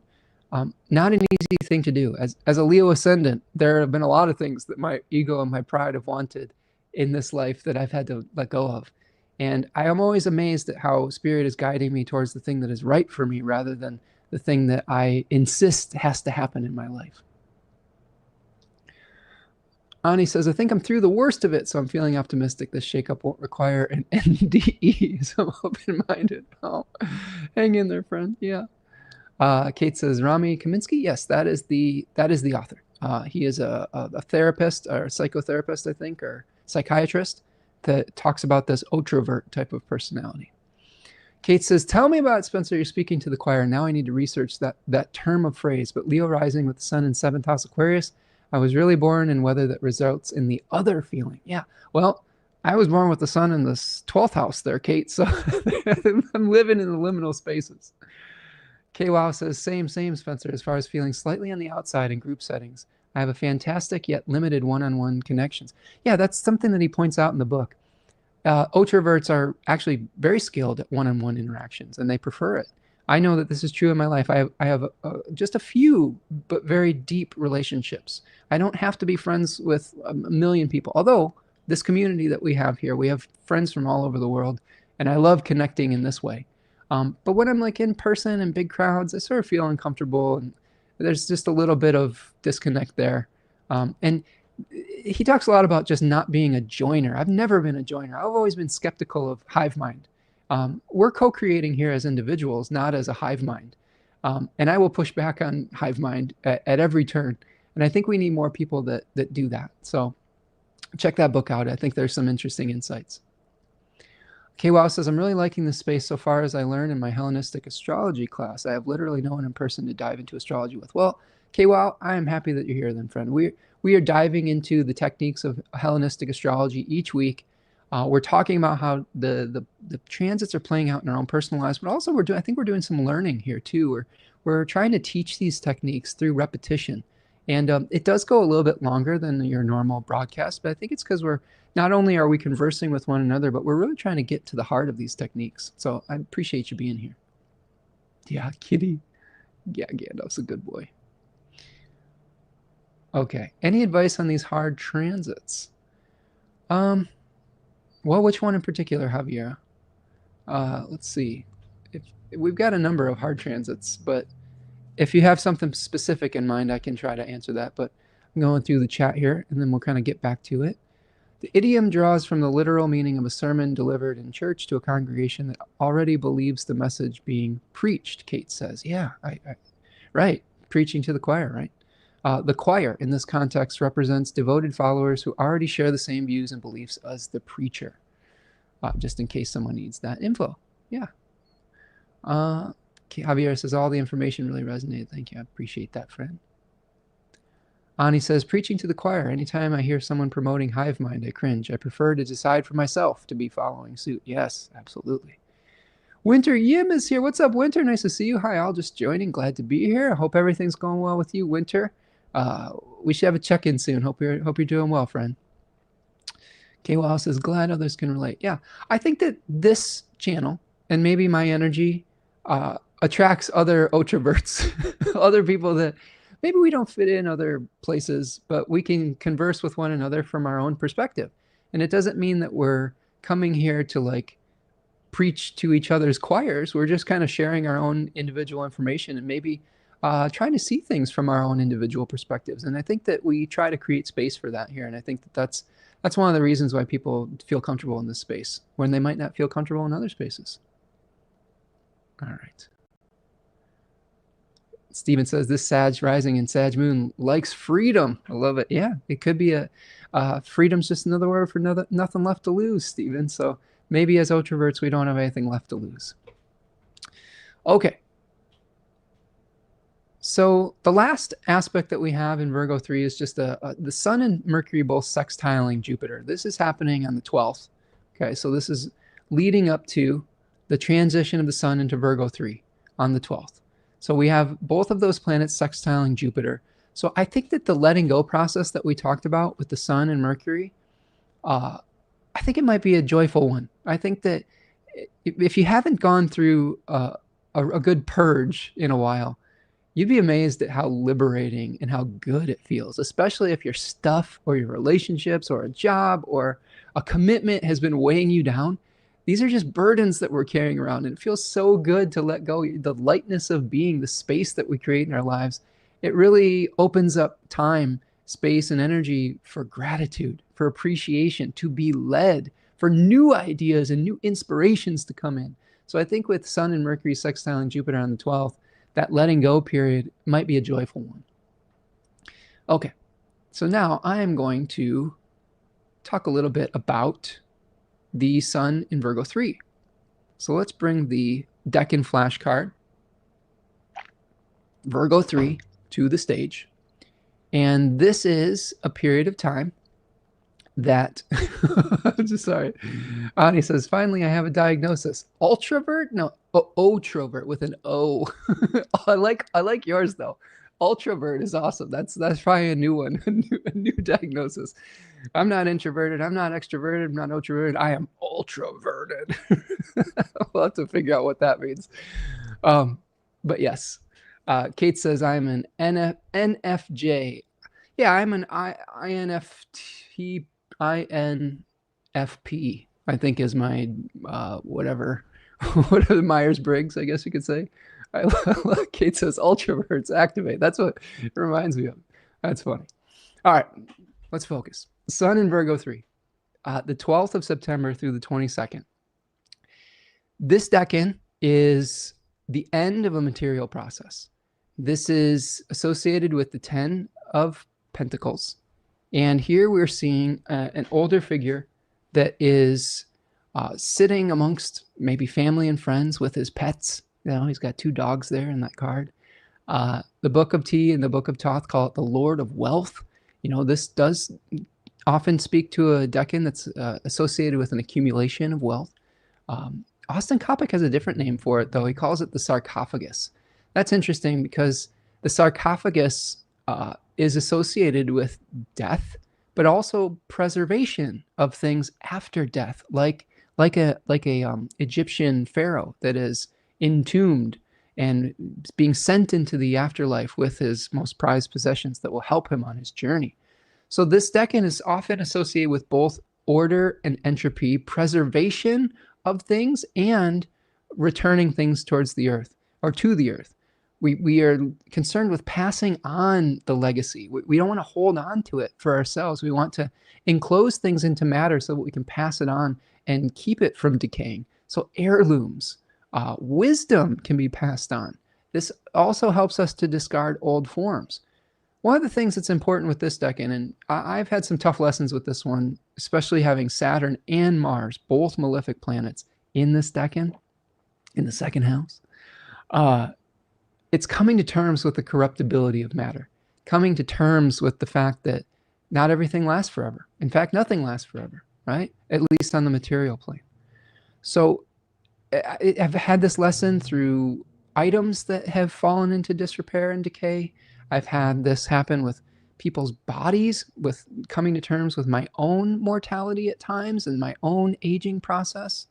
The toughest lesson was through witnessing my mother going through a really difficult illness that she couldn't ultimately heal from. It ultimately took her life, and that was really painful. So coming to terms with the end of material life and the results that we have of the things that we initiated, maybe in the tarot through the beginnings of the cardinal signs of Capricorn, through the expansion or the abundant planting of seeds through Taurus, and then through the refinement process of Virgo. And this is the end of that process. We have a spirit in this decan called Hestia, or the Vesta is another name for Hestia. So Hestia was responsible for the sacred flame of the household and of the city. So someone who was tasked with preserving that flame that is the essence of something, the eternal wisdom that is going to be passed on through another form, like through a different candle or a different torch over time. But the flame is the essence. So how do we release attachment to the form and start understanding the essence that needs to be passed on? So questions we can spotlight during the sun in Virgo 3. What is worth preserving? What should be discarded? What is not worth preserving? Think about this as the end of the harvest cycle, where we're either going to can something for the winter, or we're going to return it to the earth if it's too moldy and rotten, right? To the compost pile for the next season. How do I bring this process to completion? It's going to be a time of getting things done, of finishing the last finishing touches on things. What legacy do you want to leave for future generations? This legacy does not have to be grandiose. In fact, oftentimes a Virgo legacy is one of small things, small kindnesses, local things like relationships you have with your family, with your neighbors. Were you kind to someone? Were you a jerk to somebody? That's also a legacy. People will know you for your actions, not necessarily always for just your works. Okay. How can you pass on essence when form fails? Form will inevitably fail. So we have to liberate that energy to find a new form. And then finally, what is really of value? Virgo is excellent at assessing value. I know we talk about Virgo as trying to figure out the flaws in things, the inherent things that are wrong with something, the criticisms. But Virgo is also good at assessing what is valuable within that process. So we might be trying to think about what is valuable within our own lives. And it might not be everything that you are trained to believe in Western civilization. We're trained to believe that our things are valuable in capitalism, in late stage Western capitalism. Sometimes the most valuable things that we have are intangible. They are relationships. They are kindnesses. They are time. They are space. They are gratitude. They are the earth that we inhabit. All of those things we can assess value to. And ultimately, those are the things that sometimes can't be taken away from us, right? Everything material can be taken away. But our peace of mind, the space that we create through our centeredness, those are the things that can last, that No amount of external changes can take away from us. So that's Virgo 3. So let's take a look at what we're going to be experiencing here. We've got some new people stopping in. Love it. Love to see it. Okay, let's Taku's here. Hey, what's up, Taku? All right, Taku says, hi, Spencer and all. Good to be joining you tonight. Nice to see you, friend. Hope everything's going well your way over there in Europe. Kate says, that card looks like homeostasis. Ooh, I like that. I like that take. All right, says, it's a very lush card full of vibrant illustrations. Yes, absolutely. Lots of colors. It is kind of have a nice balance to it. Yes, a full card. Layla is here. What's up, Layla? Layla Osbil says, hello, everyone. I have Uranus conjunct the moon in Scorpio in the 10th place, so this energy is normal for me. Oh, good, Layla. Oh, thanks for joining us today, Layla. And yes, we're a eclectic and unique crowd here today, so hopefully you'll fit right in. Even if you don't feel like you are, you're welcome here as an introvert. We may never truly fit in, but we can relate to one another through our own iconoclasm. Okay. Let's see. Happy new moon. Ani says, thank you. I have moments, Javier. Many times they are premature senior moments, but occasionally notice a sparkle and figure. Okay, let's see. Oh, we've got some nice conversation happening in the chat. Javier says, there a book to connect the decans with the tarot? Javier says, yes, there is. Actually, it's called 36 Secrets, and it's by Susie Chang, and she is an excellent tarot scholar and talks a lot about the decans in 36 Secrets. The other one is 36 Faces, also talks about the tarot. This is by Austin Coppock. This one's out of print right now, but there might be a new book coming out, a new version of it coming out at some point. Javier says, oh, and Spencer, I wanted to ask you if you had a book on numerology that you would recommend. Yeah, there's a couple that I like. There is a book that talks about the decans and numerology called Numerology and the Divine Triangle by Dusty Bunker. That's a really good one. That's a classic. I also like Hans Decode's numerology books. So Hans Decode's, Dusty Bunker, Numerology and the Divine Triangle are ones that I like. Kate says, thinking of homeostasis makes me think of the processes of balance to maintain it. Ooh, yes, right? That's really what the Earth is all about, is that process of homeostasis, trying to find balance. This is why I often say, when we're talking about climate change, we're not necessarily trying to save the Earth. What we're trying to do is we're trying to save humanity living on the Earth, because the Earth is constantly striving towards homeostasis. And because we, as a species, are going to extremes, we are creating circumstances where the Earth is having to rebalance itself through eliminating us, right? So when we talk about climate change and we talk about preserving and saving the world and whatever, we're talking about preserving the conditions that human beings can inhabit this planet into the future. Because the Earth is going to be fine. The Earth is going to survive. But the Earth may survive without us on it. Steven says, praise the Otraverts. Yes, exactly.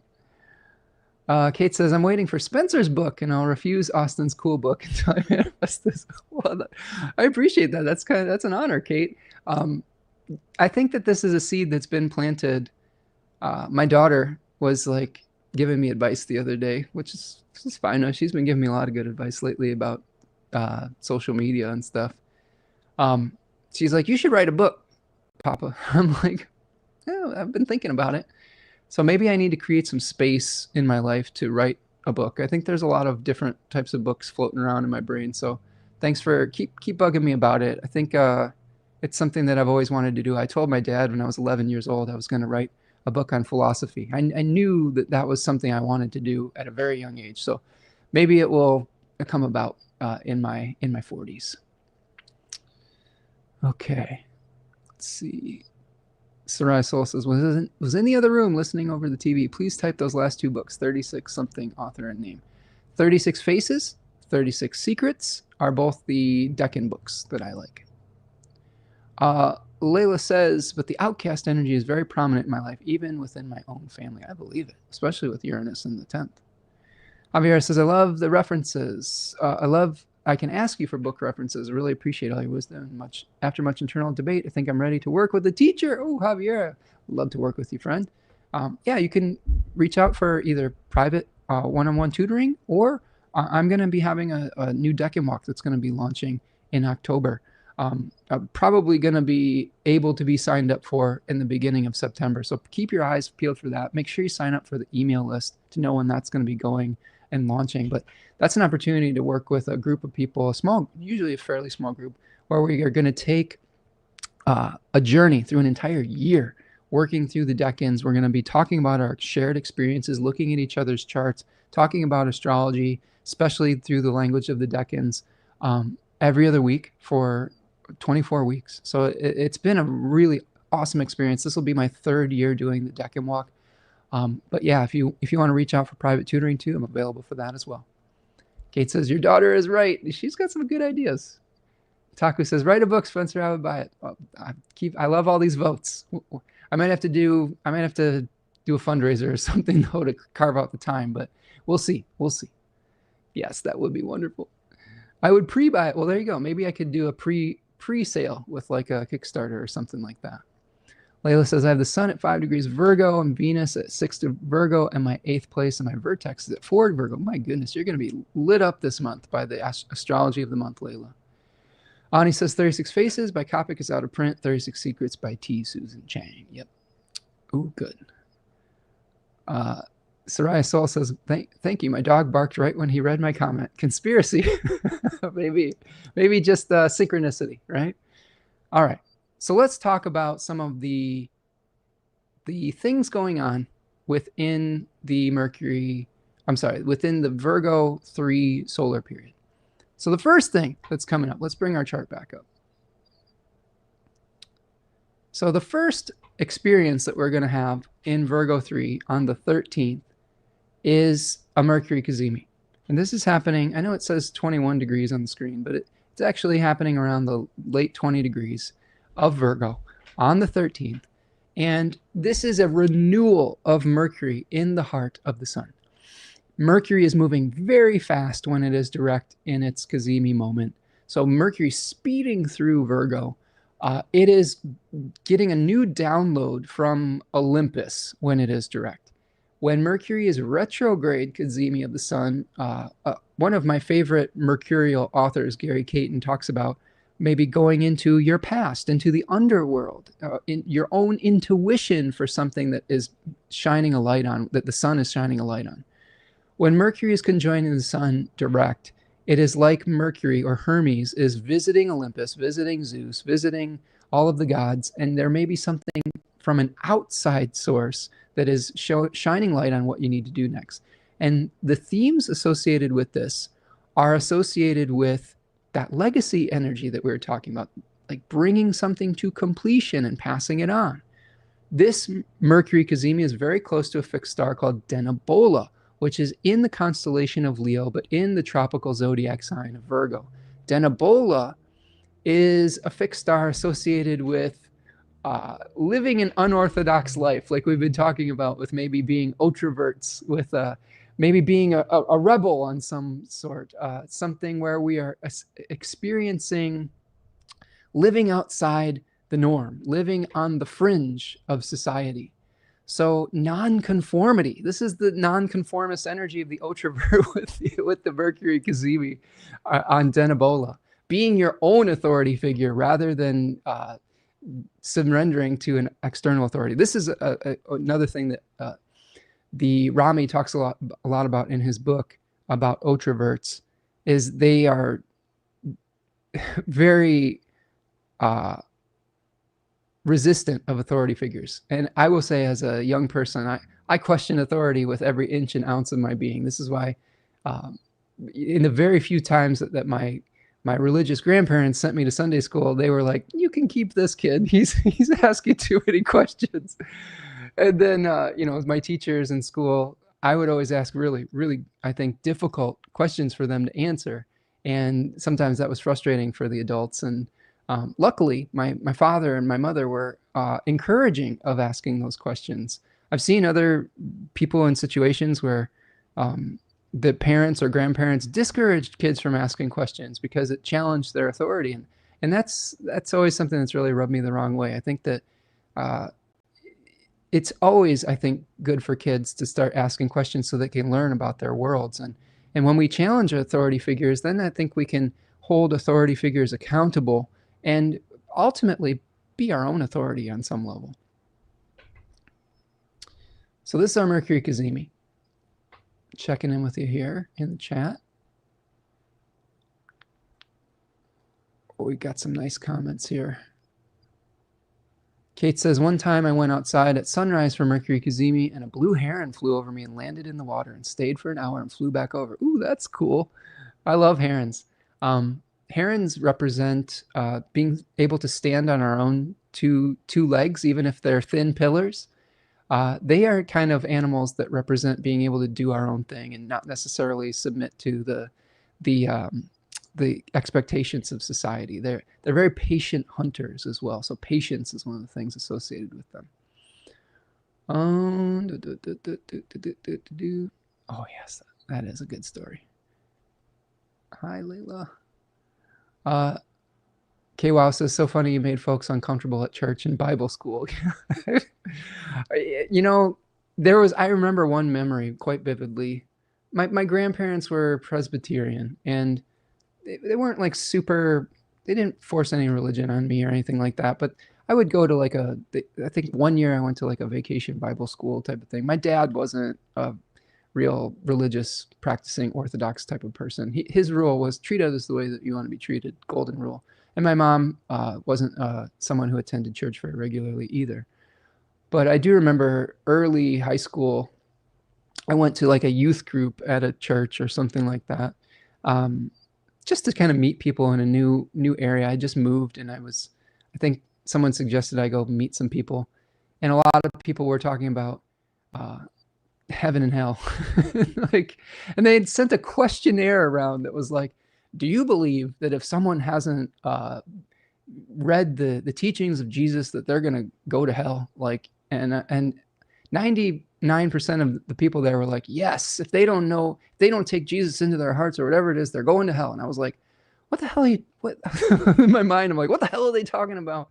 Even if they lead a good life and if they do good deeds out in the world. And they were just like, what are you talking about? I'm like, yeah, that doesn't make any sense to me. If someone's a good person, does good deeds out in the world, that doesn't mean that they're going to be punished for eternal damnation. That doesn't make any sense.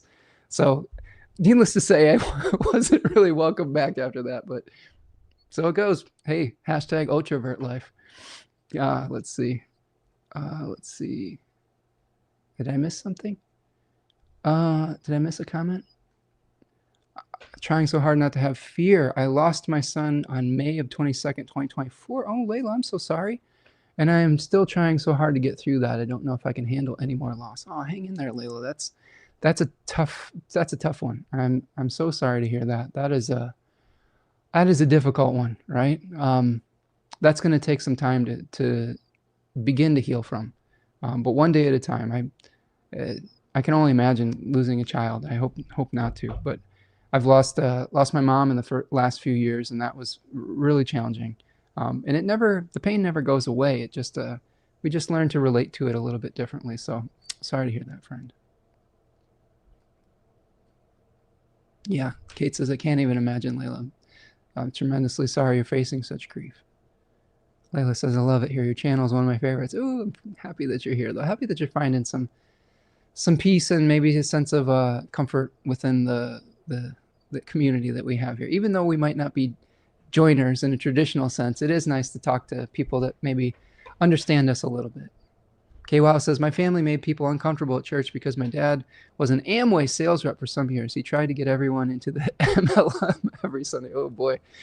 Well, Jesus, I believe Jesus threw the capitalists out of the marketplace or whatever, the money changers out of there. So probably not the best use of his energy there. Let's see. Back to the area of no feet, long neck, weak points. Oh, good. I'm glad we're having some connection there. Layla says the wisdom Spencer is sharing on humbling ourselves and trying to align with less is more mentality and has been very helpful. Ooh, I like that, Layla. Appreciate that. Like, we're all going to experience loss in this life. I think it's a real disservice that our society tells us that we're not allowed to have less. We're not allowed to lose things. We're not allowed to grieve. That we just have to buck up and put on a happy face and just, you know, I don't know. I guess surrender. What is it? Pray our way out of. I don't know if pray is the right word.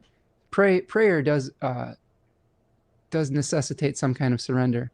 Manifest, I guess, would be the word, that we have to manifest our way out of grief. I think that sometimes we just need to feel grief and accept grief, and that's something I think that we need to talk about more.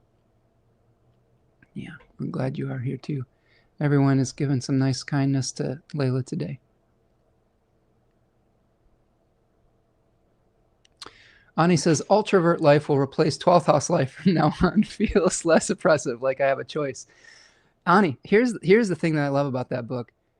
It talks about not belonging is actually a gift, and there are ways that we can just use that as our superpower. That feels like an ultravert, right? Like I like that kind of little twist on it.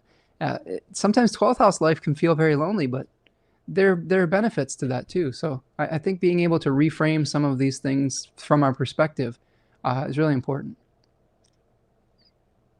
All right, friends, let's keep going with our astrology. Some really great comments. I love the interactions that we have here today. I love all your comments. Do me a huge favor. If you are enjoying the broadcast today, easiest way to support the channel with your reciprocity, like the video. Subscribe to the channel if you're new here. Turn on the notification bell. If you do want to contribute, you can go over and do a super chat today while we're recording live, or you can go over to buymeacoffee.com and be a patron of the channel over there. It really does help us to keep the lights on, helps keep the flow of energy going. But just you being here and your presence, your comments, and the likes are all really excellent ways to support as well. Okay, so let's talk a little bit about the last quarter moon. So we go forward to the 14th, and we're rounding the bend towards home here. Gandalf is being the good boy. He's hanging out right next to me. He's getting I think he's getting a little antsy, but here he is. For those of you who missed him earlier, this is my beautiful cat, Gandalf. He's being such a good boy sitting in his chair by me. He's one of my favorite people. He's a Capricat. He's a little Capricorn with Venus and Pisces. So he's a wise soul. Love him and his brother. So this last quarter moon on the 14th, here we have about 21 degrees of Virgo sun and 21 degrees of Gemini moon. Now it's a little bit past in my chart here, but those are going to be the degrees activated by the last quarter moon. And last quarter moons, and this is going to be the last quarter moon after our full moon lunar eclipse. It's going to be a little bit of an existential crisis when we come to quarter moons, and that sounds a lot more serious than often we experience it as. But this is a time where we're questioning things, where we're saying, how much of this energy do we want to keep, and how do we want to let go of things for the next cycle? With the last quarter moon in Gemini 3 and Virgo sun in Virgo 3, we may be trying to pass on that legacy, but we may have two paths to that, and we can't follow both paths. This is a decan that talks about releasing one of our paths, like the sacrifice that Castor and Pollux made, so that Castor could have some time on Olympus, in that story of one of the mortal twins being slain and the immortal twin giving up some of his immortality. So needing to let go of that idea is important, right? Because the moon is in Gemini, we're releasing some ideas so that we can finish something practical. So the way to deal with this last quarter moon is saying, you know what, every idea doesn't have to be brought to its logical conclusion and ending. And in fact, it is impossible to do so because our minds can be so limitless in creating ideas. But when we live in time and space, we have to deal with the limitations of being incarnated on this planet. And sometimes those can be painful. But when we let go of pathways that we can't pursue in the moment, that frees us up to do a good job on the ones that we can do. And sometimes we can revisit those other pathways later. Sometimes we can't. And knowing the difference between those two things is important. And sometimes we let go of things and we're never going to revisit it. And that's just life. We only have this so much time in this life. And we'll see. Maybe we reincarnate into new lives and we'll be able to pursue different pathways in different lives. But if you know that, then, well, you've got some kind of truth that I don't necessarily have, and or have certainty on. I like the idea of reincarnation, but I don't have certainty of it. Okay. Oh, thank you so much for the super sticker, friend. Thank you, Layla. Appreciate your donation today and your gift to the channel. Really, really appreciate those of you who are able to contribute. I appreciate that. Oh, Ani with the super sticker. Thank you, Ani. Appreciate you. Thank you so much, friends, for being here today and for your generosity. It really fills my heart up to see that, and it really, really does help. So thank you so much. Ani says, that was my only sticker option, but it's not wrong. What did we have on the sticker? I don't know if I saw the actual sticker. Maybe I missed it. Rachel says, best cat astrology ever. There you go. I think he's getting antsy. I might have to take a break and let him out. Javier says, oh, I can relate with Gandalf, Capricorn stellium. Yeah, he's a good boy. Kwa says, that's too funny, Lila. You know the sad hustle of Amway. That's what we're talking about. Hold on one second, friends. I think Gandalf needs to, he might have to go to the bathroom. So one moment. Please talk amongst yourself for 1 second.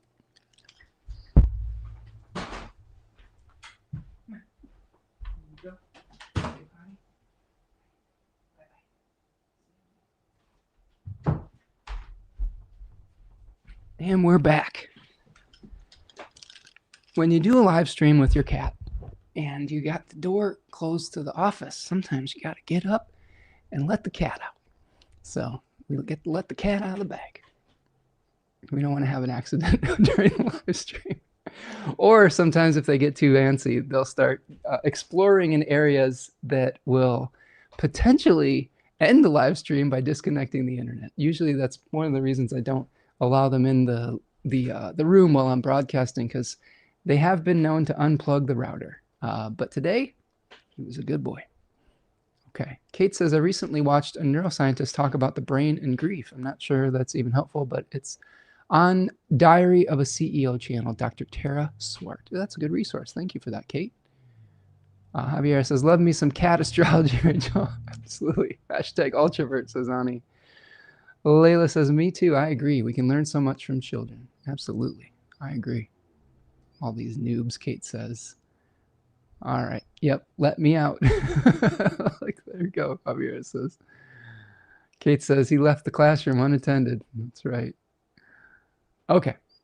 So we've analyzed the last quarter moon, and let's move forward to the Venus sextile of Mars on the 19th, I believe. Sorry, that says the 18th. That is not. Hold on a second.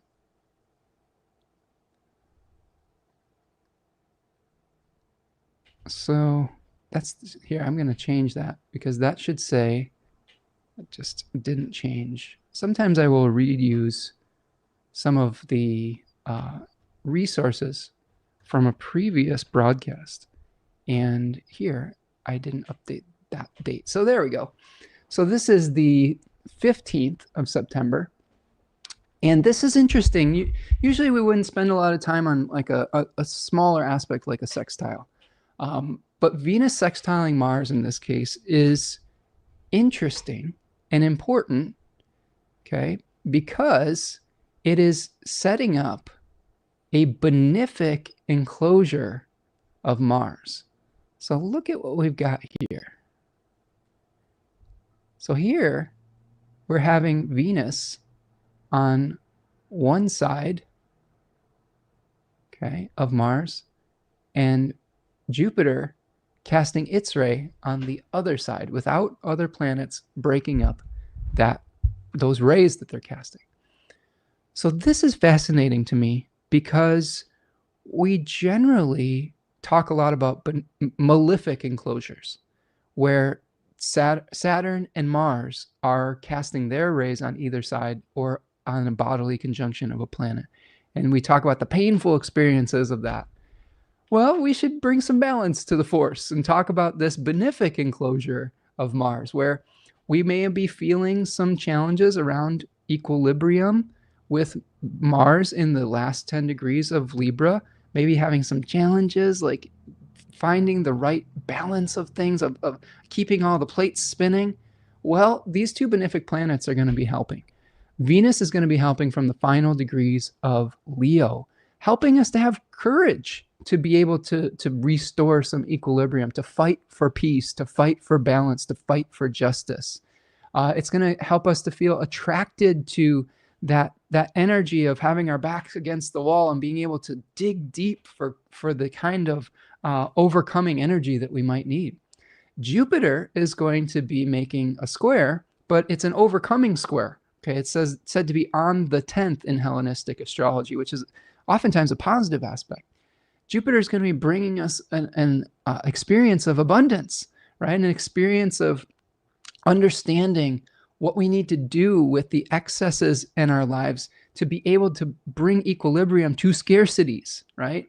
The third decan of Cancer speaks a lot of understanding scarcity versus surplus. And with Jupiter there, we might be doing some, I don't know, rituals, like Hecate is the diamond associated with this, understanding how to bring things into being, but also how to let go of things. If we have too much in our life, how do we share with others? All of those things are going to be helping to alleviate some of the negative feelings we might have with Mars in its exile. So this is kind of some good news where even though there might be something difficult happening with Mars in Libra, in the final degrees of Libra, the two benefic planets, there's like this special protection, this sort of guardian angel type of experience, this guardian spirit daimon that is helping to release some of that pain. So I'm looking forward to that. I'm really curious how that's going to play out, because I have an idea about malefic enclosures now. Like with Mercury and malefic enclosure, literally my partner got a flat tire. You know, I was like, okay, I can see that. The way we travel, the way we move between worlds, there was a little bit of a challenge with that.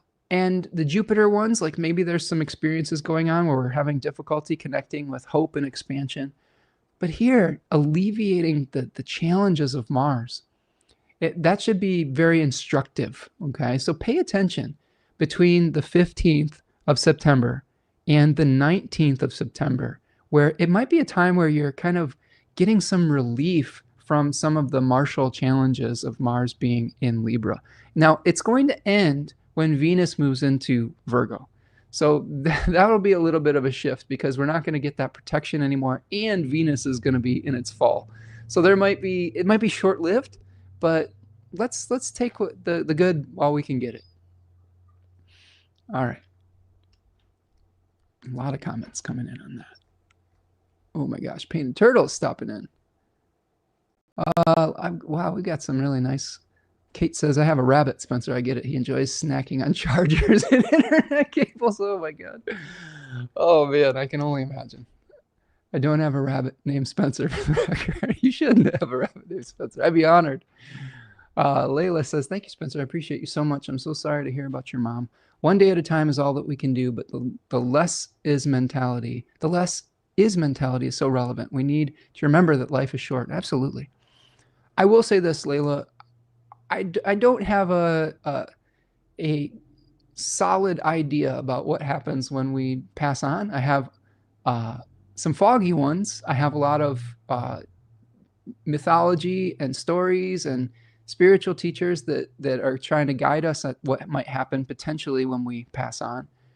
But I will say this, I have had experiences with my mom's spirit since she passed. So that has sort of given me at least some comfort that there might be something beyond this existence. And that gives me a little bit of hope and faith. And I hope that your beautiful, I don't know if it was your daughter or your son, but I hope that you get some of those little spirit winks from them. Mine are butterflies. My mom visits me through butterflies, generally on my birthday, and sometimes on her birthday or Mother's Day. I've had butterflies just like land on me on my birthday, and that's a spirit wink from her, just saying, "Hey, what's up? How are we doing?" Like, and it's always nice. Okay. Painted Turtle, Lauren says, benefic enclosure of Mars. I came just in time. Yeah, it's unique. It's something I don't think I've talked about on the channel. I look for these things specifically. I know that there's so many things we can look for astrologically, but I have found that the enclosures, malefic and otherwise now, really, I do feel that energy. And I'm really curious to see what a benefic enclosure of Mars looks like. One of the most famous benefic enclosures that we see is actually in Donald Trump's chart. He has a benefic enclosure of Saturn in his chart, Saturn in Cancer in the 12th house. So a lot of times, like you've seen all the literature about him saying that he could shoot somebody on Fifth Avenue and get away with it. And he's basically done the equivalent of that over and over again and gotten away with it. And part of it is that benefic enclosure is allowing him to, like, maybe not necessarily have the consequences for some of his actions, right? And maybe this, who knows if this is going to be the type of energy we see with Mars. There could be somebody getting away with a Marshall type of challenge because of that benefic enclosure. It could go both ways. Who's to say how our experience of it is going to be? For that individual I just mentioned, his subjective experience of it is that he's protected. Do you see what I'm saying? Doesn't mean that everyone else is necessarily going to benefit from the benefic enclosure of his very malefic planet. So we may experience some of that personally, but one person's benefit could also be to the detriment of somebody else, especially with a malefic planet like Mars or Saturn in either its exile or its fall, like we're seeing with the examples I've given. Okay. Oh, got some nice comments here. Thank you so much for all of these comments, friends. Okay. I'm just shuffling through here. Can we just keep Venus and Leo, please, says Kate? I wish. I mean, Venus and Virgo has its advantages. We'll talk about that in a second. Steven says, if I fall down a rabbit hole, I may meet Alice in Wonderland. We could always count on you, Steven, for a couple interesting comments every single week. You're like the Cheshire Cat, friend. Like, Ani says, Kate is protected on the 15th. Excellent energy for surgery if Mars must be in Libra. Ooh, that is a great point there, Ani. A benefic enclosure of Mars, which often represents the surgeon or surgery. And Kate has elected her surgery for when Mars itself is under the protection of both benefics. So I like that. And really good catch, Ani. That is an excellent point. So we're seeing this play out in our shared experiences as well. Side note, if I recall correctly, Demi Lovato, anyone, is on my Venus and Leo playlist. I love it. More playlists, please. Ani says it's incredible for delays and challenges to align into this election. Okay. It was the least I could do for all the hard work that you put in here. Oh, thank you for the super chat. Thank you, Layla. Appreciate you. Yeah, all those little things add up, friends. So don't ever be afraid to feel like that if you can only contribute a little bit, that it's not enough. I super appreciate anything that people are able to give. Even if it's just your presence, your comments and likes or whatever. But the material resources are very helpful, and I do appreciate it.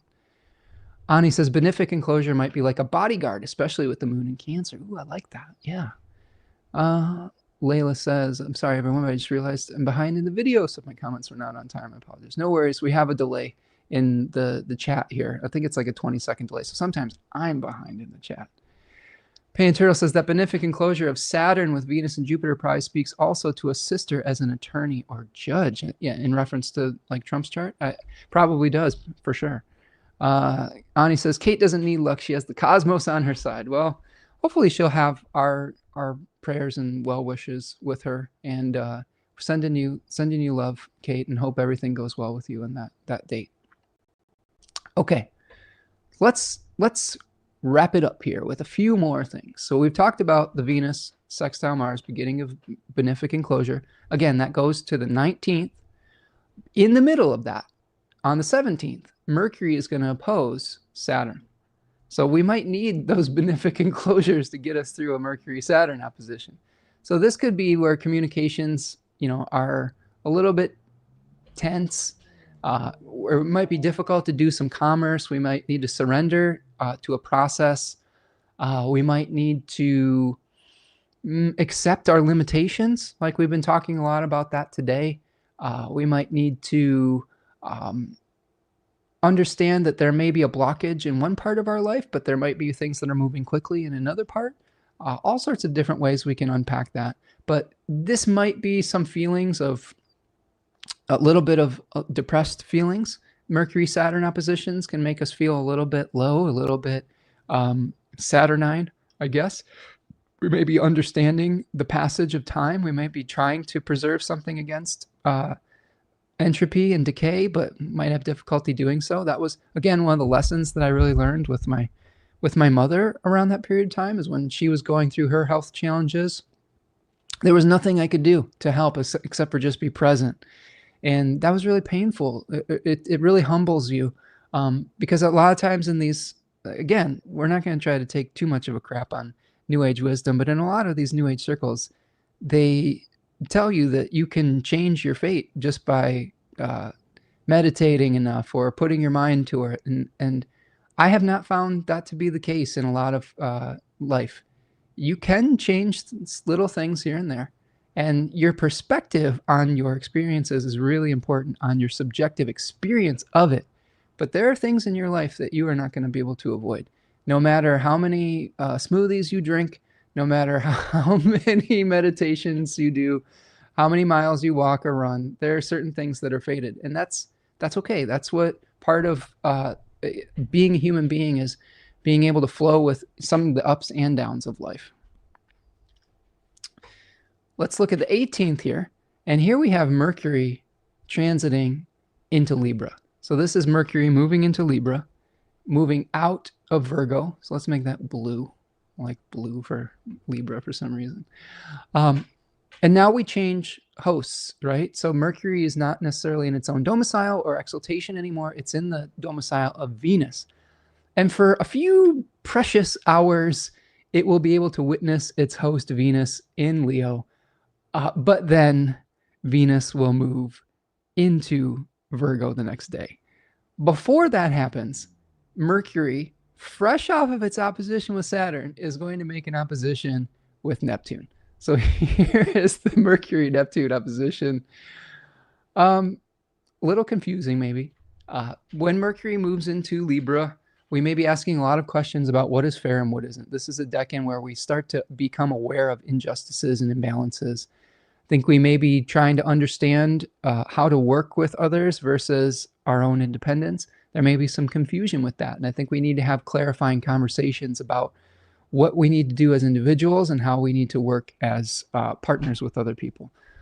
So that is all leading up to a grand air trine, one of two grand air trines in the month of September. So we have a grand air trine between Mercury, in this case, okay, Uranus in Gemini, Mercury in Libra, Uranus in Gemini, and Pluto in Aquarius. So look at this grand air trine. Look at that. Isn't that beautiful? Now, I really find this fascinating. First of all, it's going to repeat with the sun. So a lot of the things that we're going to talk about with Mercury and its grand air trine is going to be somewhat applicable to the sun moving into the same arrangement, but highlighting different areas of our chart. Mercury is going to highlight not only the Libra area, but the Virgo and the Gemini areas, because Mercury is the host of both of those temples. The sun is going to highlight the Leo area of our chart. Now, I have a feeling that this trine, Mercury, Pluto, Uranus, is going to be much more about the collective than just our own personal experiences, because we're dealing with two transpersonal planets, Pluto and Uranus. So I think that the messages we're going to be receiving through Mercury are going to be big collective messages, an awareness of injustices in the collective that may lead to a rebalancing. Now, remember, we've talked about Pluto being out of bounds throughout September, October, and November. This to me has the look of the beginning of a revolution. You know, the beginning of people saying, hey, we've had enough of this injustice. We've had enough of authoritarian dictatorship. This is the beginning, the seeds being planted of starting to restore some right proportion to the types of unifying ideas that we have to agree on to have a functional society. So I would really take a look at the Mercury in the first decan of Libra that talks about righteous indignation. And we'll talk about that when we talk about the sun at the fall equinox, the Uranus, like these people that people prayed to when people were getting away with a crime for retribution. So this might be the beginning of a rebalancing, but the beginning comes through recognizing when something isn't fair and getting a little bit angry about it. So there could be some civil unrest around this period of time, like marches. I think that's a manifestation, protests, boycotts, whatever the means of returning power to the people. General strikes are another thing that we might be seeing in the months ahead. One very powerful way of speaking truth to oligarchical power is a general strike, understanding that people aren't going to let their labor be exploited by the billionaire class indefinitely. A really powerful thing to be able to say, you know what? You actually do need us. You actually do need our labor. You actually, we do have some power in this situation. I know many of us might feel powerless when it comes to authoritarianism at this point, but if we band together and say our labor is valuable and we should be properly compensated for that, not exploited and grifted for that labor into the pockets of the billionaire class, they can't keep profiting and exploiting us if we refuse to give them our labor. I mean, that's really the long and the short of it. So things like that, I think, are this grand air trine. The idea of pushing back, the idea of an injustice leading to some really important changes in the way that we communicate with one another, the Uranus and Gemini, the way that we treat those in exile, Pluto in Aquarius, new ideas with that. A lot of the focus of at least the American authoritarian takeover has othered immigrants, has othered people who are already on the fringes of society. And we're seeing some real atrocities being played out in regards to that. So there might be some rebalancing to those energies, and hopefully, I really hope so, because nobody deserves the treatment that they're getting. Nobody deserves that. I think that if you're not a Native American or an indigenous person in the Americas, you're an immigrant or a child of an immigrant. And I think that this is the real irony of what's happening right now in America. It's disgusting. And hopefully there will be a movement with this grand air trying to move us in a direction of peace and of understanding and tolerance. Oh, we got some comments on that. Oh man, I'm checking in. Wow, what do we got here? So I'm just looking through the chat. Yeah, so Javier is feeling heard. Kate says the surgery is one big step towards financial self-sufficiency. Oh, awesome. One day I'll be honored to support you and truly blessed to be your student. Thank you, Kate. Appreciate that. I'm already blessed that you're my student, or that you're here today, that you're just giving us your attention and time and energy. That's beautiful. Kate says, I love you all in a traditionally socially unacceptable manner for what is considered healthy in ally relationships. Oh, that's just, this is the world we live in, friend. I mean, isn't it nice though that we have at least this, right? Yeah, I appreciate you too, friends, all of you. Okay, man, these comments are coming fast and furious, so I'm just kind of clicking through here. I don't know if I'm going to be able to read all of them, but I'm just kind of getting them some screen time here. Okay. The ultraverts will call out the technocratic corruption when Mercury completes the air trine. Yes. I love it. I love it. Okay. Ultraverts unite. F you, pay me. Exactly. That's the thing. Like, everything's gotten so much more expensive, but Have they raised the minimum wage in a while? No, they haven't. They really haven't. So we need to make some changes so that we can afford to just live our lives.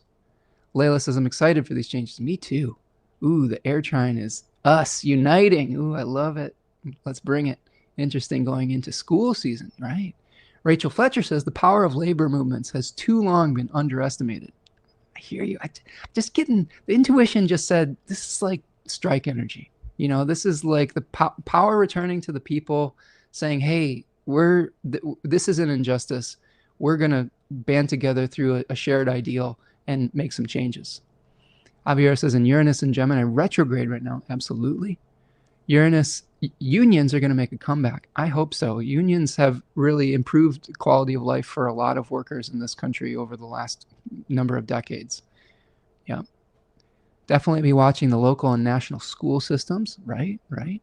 Especially, that's what Kate says. Ani says, especially in the labor that supports the techno bros. Right. Steven says, revolution. Yes, you say you want a revolution. Well, you know, we're all doing what we can. But if you want money for minds that hate, well, I'll tell you, brother, you're going to have to wait. Okay. Kate says, I got a letter from the superintendent for my kid's school. They're joining a lawsuit against federal things that were passed. Right. They're trying to dismantle the Department of Education and defund the schools, which are already struggling through funding. Kate says, oh, Rachel, I love following an Astro Binge rabbit holing union-related content and history. Well, let's all do some research. Let's see how this is going to play out moving forward. I think that we are the revolution, and that's the thing. Like, we are part of the collective, part of the people. It's not something we just passively wait for and watch. It's something that we create.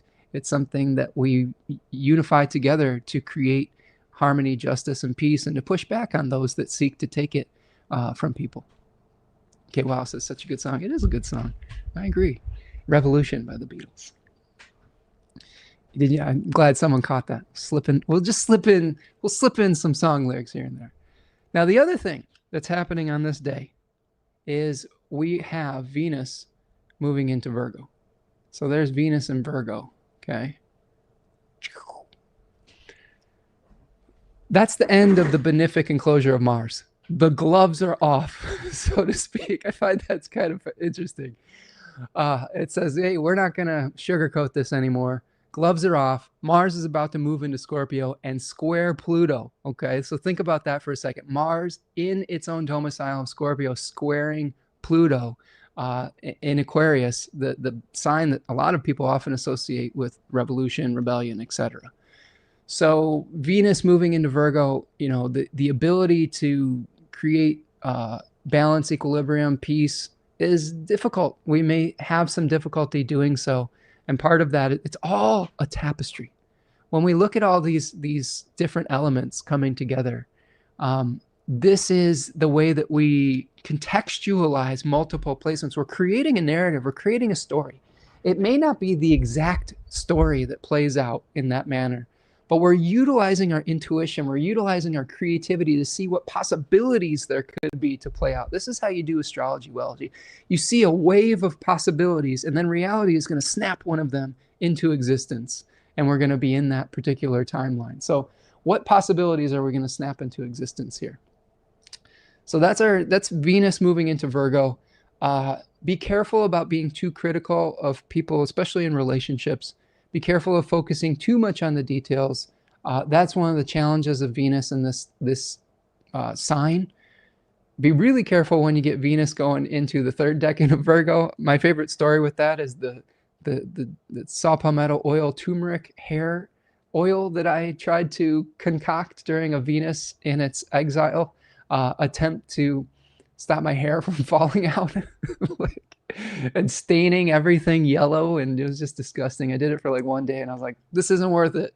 I need to just come to terms with aging and try some other stuff. But just be careful about how you try to preserve things against the ravages of time with Venus and Virgo, because that can lead to some negative outcomes or unintended consequences. Kate says, somewhere in my mass mess of screenshots, I have charts for like the Boston pipe fitters changing their emblem or whatever it's called, and charts for the first strip club to unionize. Oh, that'd be cool. Yeah, for those of you astrologers out there, start pulling out your union charts. See if we have things being activated, because this really does speak to coming together to push back against authoritative power. Now, this to me really fits with the Saturn moving back into Pisces, because think about Saturn as the laws that are unifying society, and when it's moving through Aries, the authoritarian power just is what is kind of unifying the different laws that guide us. When it's in Pisces, that some of that goes away. So this might be a little bit like Return of the Jedi, a little bit, when we're pushing back against the Empire Strikes Back experience that we've been having for a while here. But it'll be a prolonged journey that we're going through, especially because we're not done with Saturn and Aries. We have to go through the full 30 degrees coming up in 2026 to 2027. Layla says, with Pluto in Aquarius in my first house, opposite the sign of my sun in Leo, really makes me feel like the imaginative ability of children is so important. And so I worry about the state of the world and what harm it may cause. Kids have never been so disconnected from their creative life force as they are now, with technology causing monkey brains. I hear you. And AI is making it worse. This is why I've sort of resisted diving into AI with full force, because it does atrophy your brain. And I think that having the space to be creative and to be a critical thinker and to learn how to write, to learn how to create on our own is really important. So I agree with you on that. Kate says the underlying problem for much of modern issues is generational economic imbalance. Amen to that. 100%. We've talked about that on the channel quite a bit.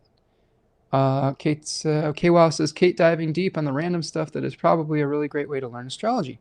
All the endless ways the archetypes show up. I'ma do that next time. Whimsy captivates me. Absolutely. Javier says, it's good advice for Venus and Virgo. I love it. Yeah. Kate says, my son literally plays a monkey in his meta game. There you go. He's got the monkey mind down. Okay, let's keep going. So we've got that grand air trine, Venus into Virgo. That's the end of the Mars benefic enclosure. We have Venus squaring Uranus on the 20th. So here is Venus going through the same square we had with the Sun squaring Uranus. I believe that was earlier in the month, or late August. Okay, this is what's going to be happening with this new moon that we have as I'm recording this. But I want you to, if you're listening to this in the future, if you're listening to this in the present, I want you to notice what kind of energy that you're experiencing this upcoming weekend with the new moon in Virgo, with the sun and the moon squaring Uranus. Because some of those themes are going to be coming to us in a slightly different form, with Venus's square to Uranus in Gemini on the 20th of September. So some things that we might be thinking about, that not only this upcoming weekend, but moving into the future. What skills do we need? Virgo 1, what skills do we either possess or lack that will help us to move forward with our information journey? With our communication journey? How do we shake up our skill set in a positive way? How do we recognize that, hey, we might lack something, we need to do something different, right? We might be feeling a little antsy in our relationships. Might be difficult to harmonize a little bit because we're feeling that Uranian aspirational energy to do something greater or different than what we already have. It's a little bit dangerous because we might be feeling like we might be dissatisfied with what we have, especially with Venus and Virgo. There's a lot of dissatisfaction themes with Virgo. And when we have dissatisfaction combined with Uranian like lightning striking the tower, sometimes that can lead to some shakeups, and it might be in our relationships, it might be in our values, it might be in the things that we like and our taste. So recognize and anticipate through this, or look back to the new moon in Virgo squaring Uranus and Gemini for some possible reverberations of themes that might come up with the Venus-Uranus square on the 20th. Now that is going to bring us to the new moon solar eclipse in Virgo at 29 degrees of Virgo, opposite Saturn retrograde. So I'm going to go to that. And I'm going to bring that up on the chart, and we'll spend a little bit of time on that. And I'm going to check in on the chat here. Okay. So new moon solar eclipse in Virgo 3, 29 degrees of Virgo, opposite Saturn retrograde around 28 degrees of Pisces. This solar eclipse is conjoining K2, the south node. So the sun and the moon co-present with the south node, a place of release. Venus is there in the mix. Saturn is in the mix opposing. Uranus is still squaring from whole sign. Jupiter is sextiling. So that's one positive thing. We're not getting a malefic ray from Mars. Okay, so that's nice. This eclipse is the beginning of the end of a material process. Okay, a powerful beginning of letting go, of passing on your legacy, of coming to terms with entropy, of coming to terms with order and decay, of maybe of preserving something against the ravages of time, of accelerating the ravages of times. This is what Virgo 3 is good for, not just preservation, but understanding how to return something back to the earth. It says, this is worth saving. We've assigned value to this, and this isn't worth saving, right? So this is a powerful, powerful eclipse for doing so. Now, with Saturn opposite the eclipse, could be some frustrations. We could really wanting to be preserving something, but we're being forced to surrender. We're having emotional swings, high highs, low lows. We may be having to mature in some area of our life. We may be having to rebalance and reharmonize something. Remember, Saturn is a planet of nemesis. It increases that which is lacking and decreases that which is excessive. So we may have to evaluate in our lives that which is excessive, and we may have to reduce that. We may have to evaluate that which we have too much of, right? Or did I just say that? We have to evaluate what we have not enough of and increase that. You know, that's how we find the equilibrium. And it's not a one-time thing. It is a meditation. It is a process. It is a practice. We practice equilibrium. We don't just like do it, because life will continually throw us new things to balance. So we have to continually work through that. It's not like a one-time event where you're like, oh, now I'm in equilibrium, everything. No, those scales keep tipping. Those scales keep going back and forth, and you got to do a little bit here, a little bit here. Like, you keep wearing your clothes and they keep getting dirty, and you keep needing to do laundry to keep that pile from getting smaller. You keep eating food and having dishes pile up. You keep needing to do the dishes to keep your house from getting disgusting. It's a constant war of attrition. But I do think that this is a powerful eclipse for understanding the ending of materiality. It might be through death. It might be through efficiency. It might be through asceticism, learning to live with less. It might be through encapsulating your most precious wisdom into a form to pass on to the next generation. I would just be careful in this eclipse cycle. With Uranus and Gemini, sometimes we get inspired to do more than we can handle. This was really apparent to me when Jupiter was in Gemini, its exile. What Jupiter and Gemini taught me was sometimes less is more. Sometimes it's okay to just be content with doing one thing really well rather than trying to do so many things. And this is part of what I'm trying to tell myself as I move into my own class offering season in Virgo, which a lot of times I reset my offering cycle. I think this time we're going to do the Deccan Walk. I think we're going to maybe do a webinar here and there, but it's not going to be like a million things. And then there's a continuation of my Lord of the Rings book club. And I think we're going to be doing the Silmarillion in February. If you want to hop on with the Lord of the Rings Silmarillion, if you're a Lord of the Rings fan. But I think we're going to do those things well and try to maybe do a little bit less. So think about that in your own life. How can you do less but do it really well, right? Let's see. Kate says, one day I stopped looking for if a thing was in the chart to how it's in the chart, as if they were literally trying to justify astrology to myself. Knowing it's there, it's just a matter of how it shows up. That's a good practice. Kate says, I can't get no satisfaction. Right, that's definitely a Virgo type of theme song, right? I can't get no, but I try and I try. I used to sing, not that song, to my daughter. I used to sing You Can't Always Get What You Want to her. That was a teaching song. You know, when she wanted something that in the moment she couldn't have, it was like, what's the song we sang? And she'd very reluctantly be like, you can't always get what you want, but if you try sometimes, you just might find you get what you need. But when she sang, it was more like this. You can't always get what you want with an eye roll. Sometimes you get what you need. It was like that.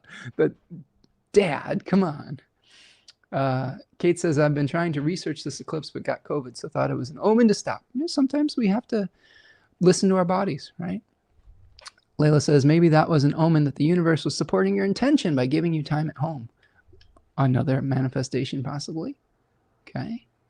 Stephen says, balance is my entire life. South node opposing Jupiter, Sun and Jupiter, and Saturn opposition too. Well, there you go. Strings of Apollo is here. What's up? Nice to see you, friend. Hello again. Mercury in Libra is a little bit of a saving grace. I thought it said savage for a minute. Saving grace for the eclipse. I think so. Right? Maybe we have some balancing forces within it. I think the Jupiter sextile is a little bit of that saving grace too. Like having any benefic planet making a positive aspect can soften things a little bit, right?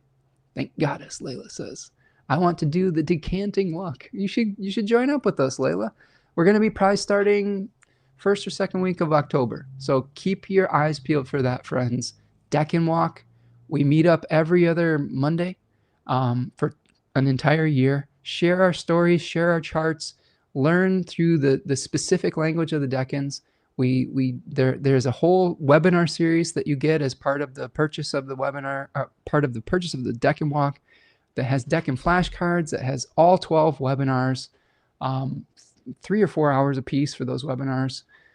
We're going to be shifting things up a little bit for alumni too. Like I have a PDF workbook where you can work through a lot of questions while the sun's moving through decans, but we're going to make some extra ones for doing a lunar decan walk during the process, for maybe a mercurial one where you can track a different planet than the sun. So I think it's going to be really exciting, and I hope that you'll join us for it.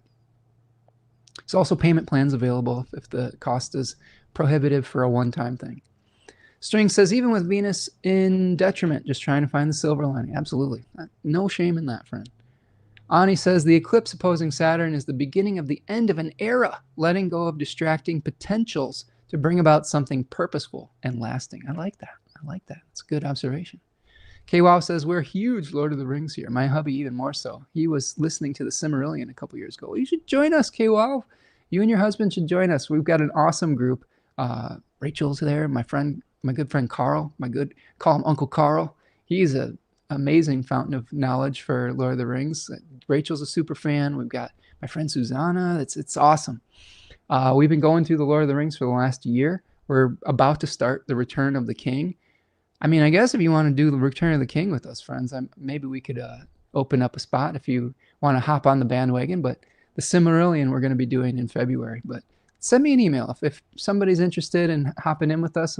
More the merrier. I love having fans of the book in there. Kate says, for my life and chart, I think this eclipse highlights the frugality and low resources of becoming independent. But this is also the kid's dad, 12th son, lots of family dynamics in general.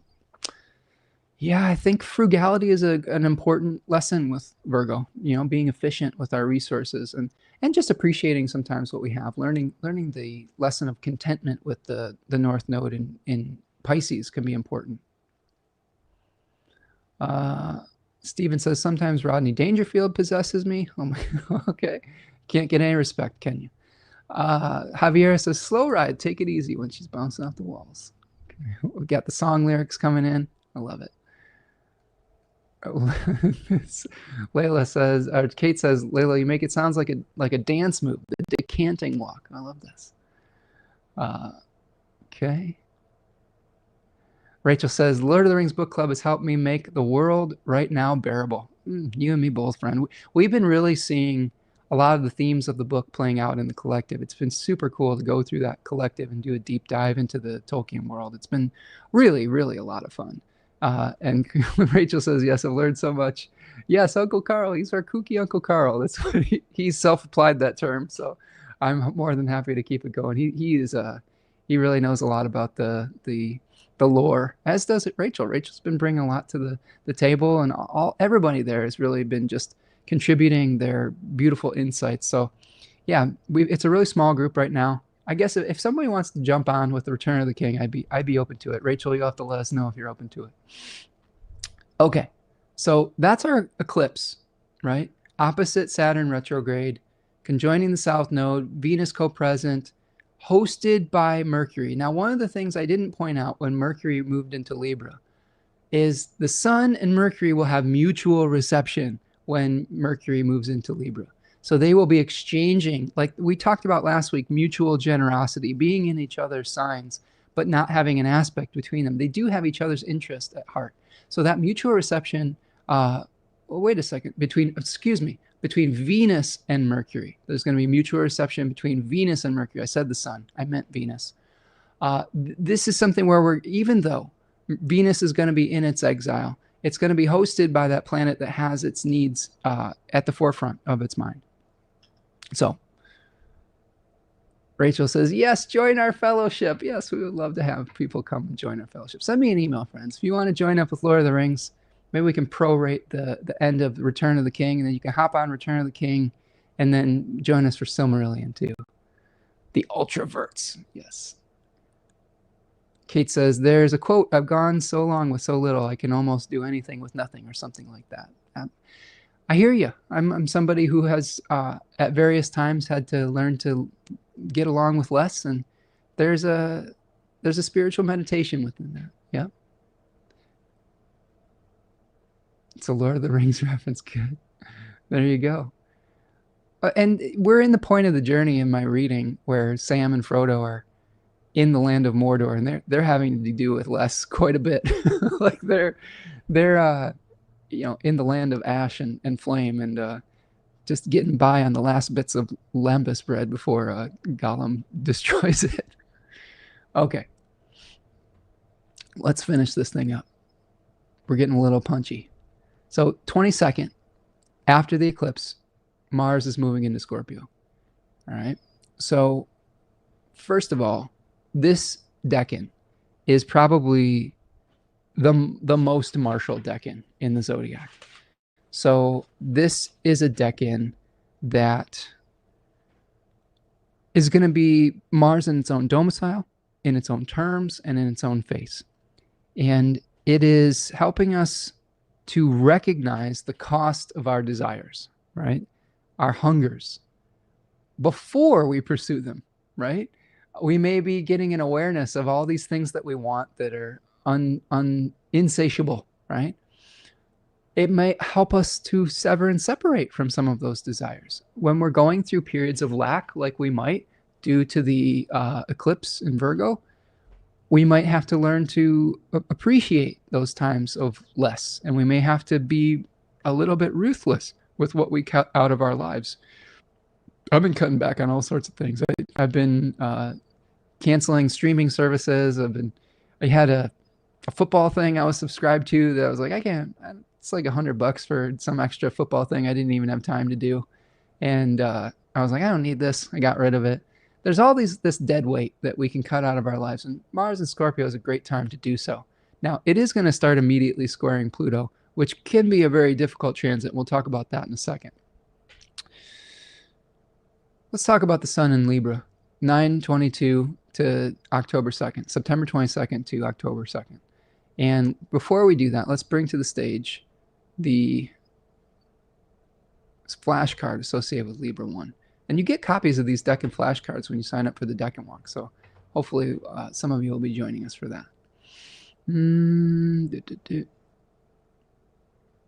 Kate says, Spencer, when you shared your relationship with material resources, I relate so very much. It's one of the reasons I feel as though I understand you. Oh, thanks, Kate.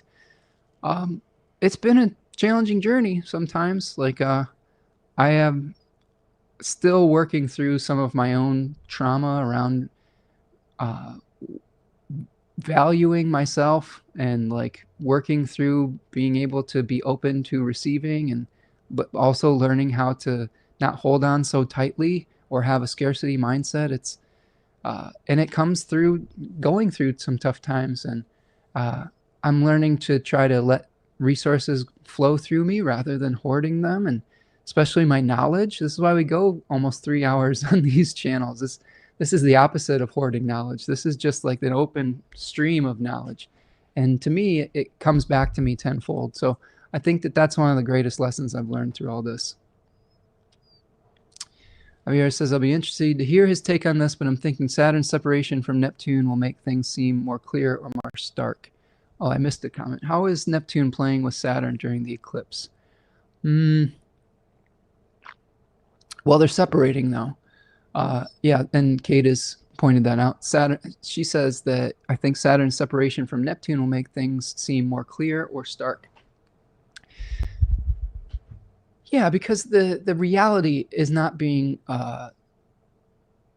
cast into illusion, right? Saturn's our reality check. And even just that sign demarcation between Pisces and Neptune and Aries is going to, I think, give us enough distance to be able to see things as they are rather than falling into the delusion of individuality, the delusion of authoritarian power. I think it's sort of like an emperor's has no clothes type of moment. I think that we're going to see people in power exposed a little bit. Those of us who have been following along, who believe in peace, equality, and unification and fairness, we've pretty much known all along that this is a big grift by the authoritarian governments. But there's a lot of people that have fallen under the spell and under the delusion that this is what the right direction for various governments to go into. And that's what's going to make everything better. And they may start waking up from that, especially like the things like the delusion that things like tariffs are going to bring wealth into our country and make things cheaper, like that crazy notion. A lot of these things the reality is hitting of like, oh, wow, some of these things are actually making things more expensive. Like these people that made promises are actually not delivering on those promises. So yeah, craziness. Kate says, I trust divine timing has your back, Spencer. I hope so. I hope so. I think it does. I just have to surrender to it. Steven says, the sun just made its ingress into Virgo. Oh my goodness. Well, we'll get some details hopefully for you. Maybe that's where all of our conversation is coming from today. We had the sun starting to square Uranus and Gemini. And just on cue, Julie, our resident Virgo sun, I think, shows up. What's up, Julie? Hi, Spencer. I think I'm catching the end. Wanted to say hi. Nice to see you, Julian. Hope you're doing well. We've had a really, what have we had today? A really active conversation, and I'm so happy that you're here. We've had a boisterous, what's a more positive word, though? It's been a positive conversation. It's been, I don't know. It's been great. So thank you for being here. Okay. Happy Virgo season, everyone says. Yes, absolutely. Ani says, the enchantment is over, but the spell remains. Consequences. Yes, I get that. Kate says, sobering maybe, which is good for eliminating toxins and addictions. I could see that too.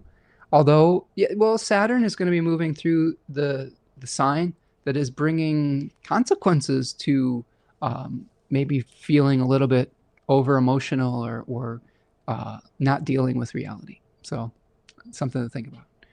Let's talk about this fall equinox, this autumnal equinox, the sun moving into Libra 1. So we have here the Two of Swords, a blindfolded figure, Lady Justice, if you will, a guardian on the gate or the threshold. Book of Thoth calls it the Lord of Peace.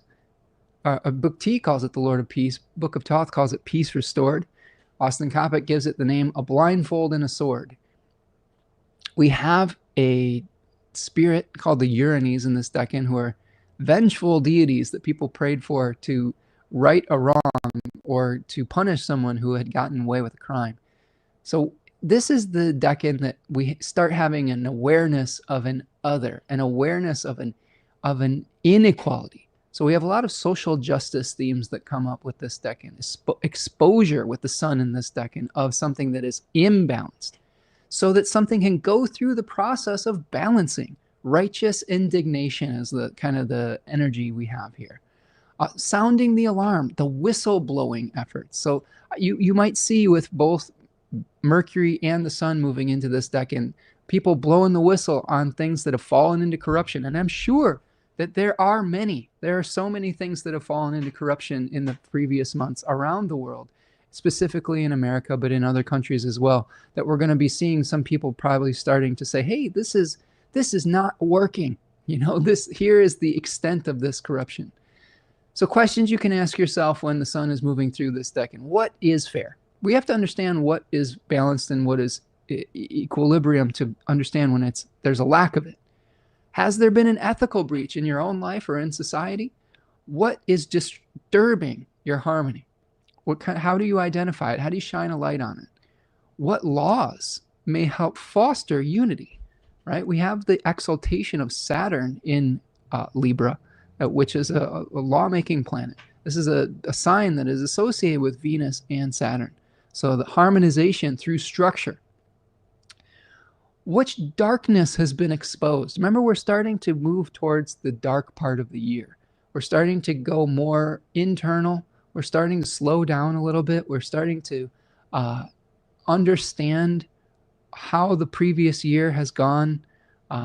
We're kind of weighing our heart against the weight of a feather. How have our actions, how have they manifested out socially? Have our actions been successful?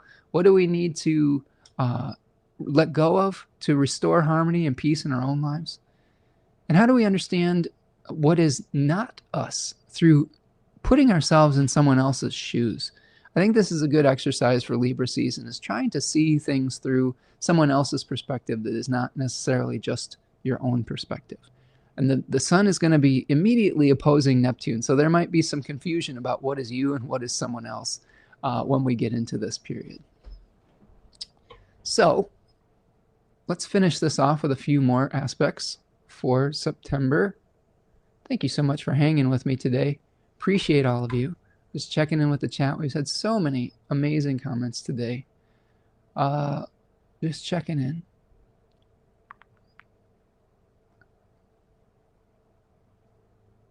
Okay. Rachel says, for those who are Game of Thrones fan, I always associate this card with Arya Stark. Ooh, that's a good catch. Julene says, Game of Thrones fan here. I can totally see that. Oh, that's a good catch. I will admit, I am not as familiar with Game of Thrones as I am with Lord of the Rings. So I haven't read the books. I watched like 1 or 2 episodes, and for whatever reason, I couldn't quite get into it. Doesn't mean that it's not a good series. I just saw it, someone being pushed out the window and all of the. It just felt like it was going to be painful, and at the time, I think I just chickened out. So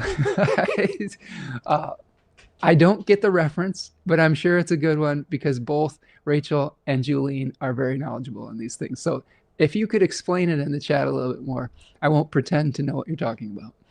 Kate says, the blindfold is giving, making choices without sight. The moon, physical body and bodily, maybe inner knowing, letting your intuition guide you. I do think that there's an intuitive quality in that decan for sure. I think it is a lunar decan, if I'm not mistaken. So that would really speak to your insight about intuition guiding you.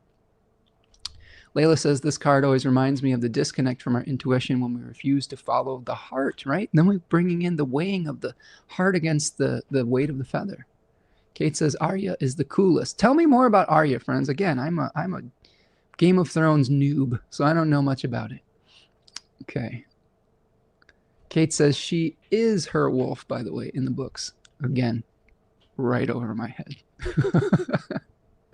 Julie says, Spencer Michaud took almost the entire first season to catch the fever. The writing and the backstories are so good.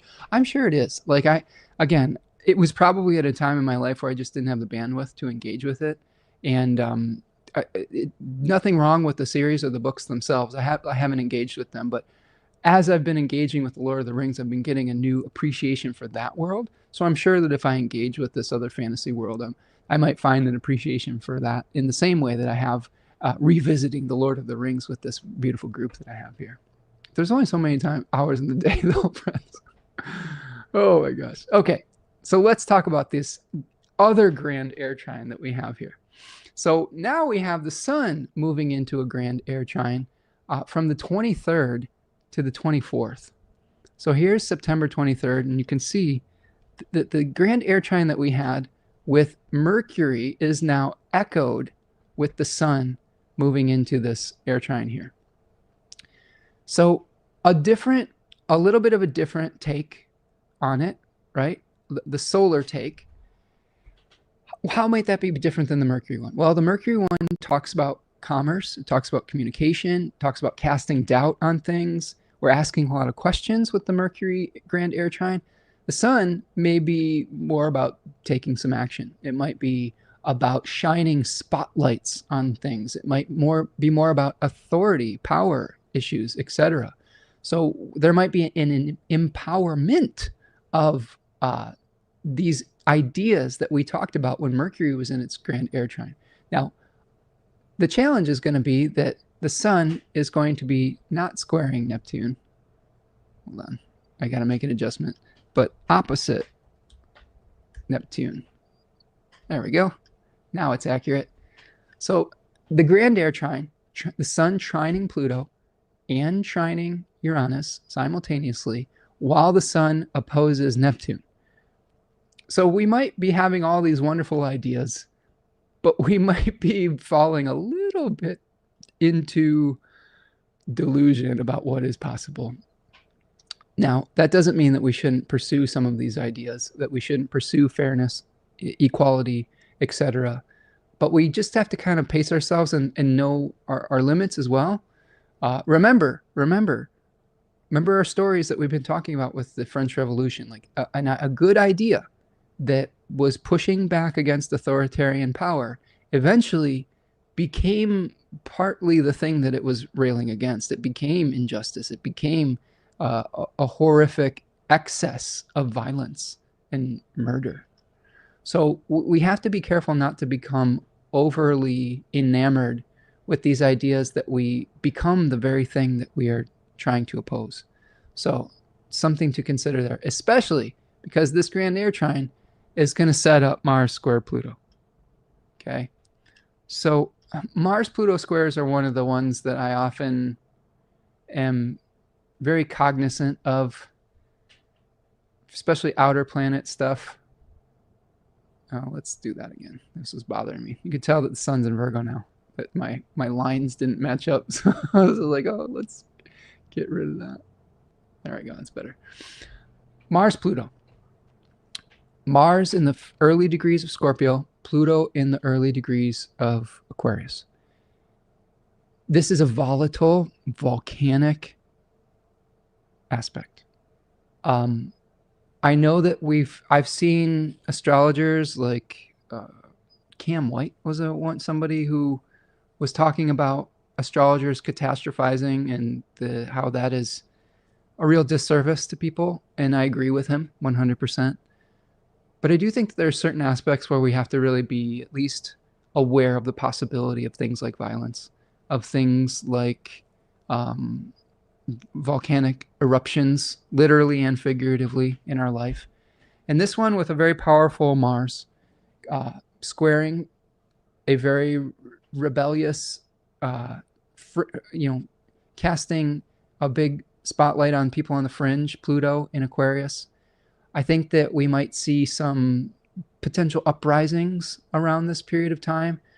We have to be very careful about the ways that we rebel against authority, because that could lead to the opposite reaction.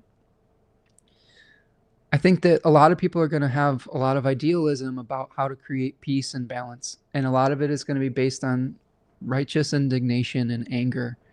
And I'm not sure what the answer is. I don't know if I have an answer necessarily.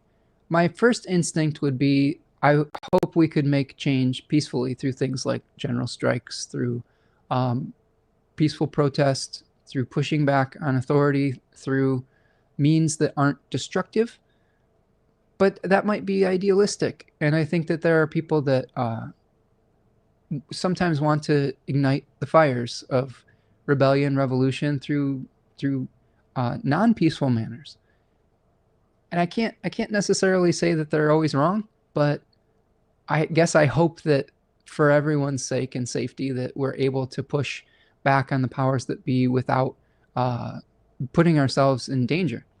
Again, it might be naive to think that, but I will say, if there are protests, if there are mass events like this, we're going to have to be very careful and be very vigilant, because the possibility for explosive violence does exist with Mars, Pluto being in a square, especially with Mars being extremely strong in Scorpio. So with that warning and caveat being in place, we also have to be careful in our personal lives. We have to be careful that as we are trying to come to terms with our hungers and desires, sometimes our desires can be very, very strong when Mars is in Scorpio, that it doesn't unearth something that is uncontrollable. We may be wanting to cut something out of the collective or out of our own lives so intensely that we end up destroying more than we bargained for. Sometimes we need to use, especially when we're dealing with like Virgo stuff, a tiny scalpel rather than a machete to get rid of a malignant tumor, if we're using the surgery metaphor. Or we have to use the right tool. And if we use the wrong tool at the wrong time, it can have very negative repercussions. So I guess that's the warning with the Mars square Pluto. This is oftentimes an aspect that talks about violence, that talks about erupting of anger from below the surface that's been repressed for a long time. So I guess I would use caution. If you are finding yourself in those spaces, just be very aware, have a good support system, and let's see if we can figure this out in the most peaceful way possible, while also holding people accountable and moving forward with that. We've got some people checking in with Game of Thrones here, giving me the 411. Let's see. Let's see here.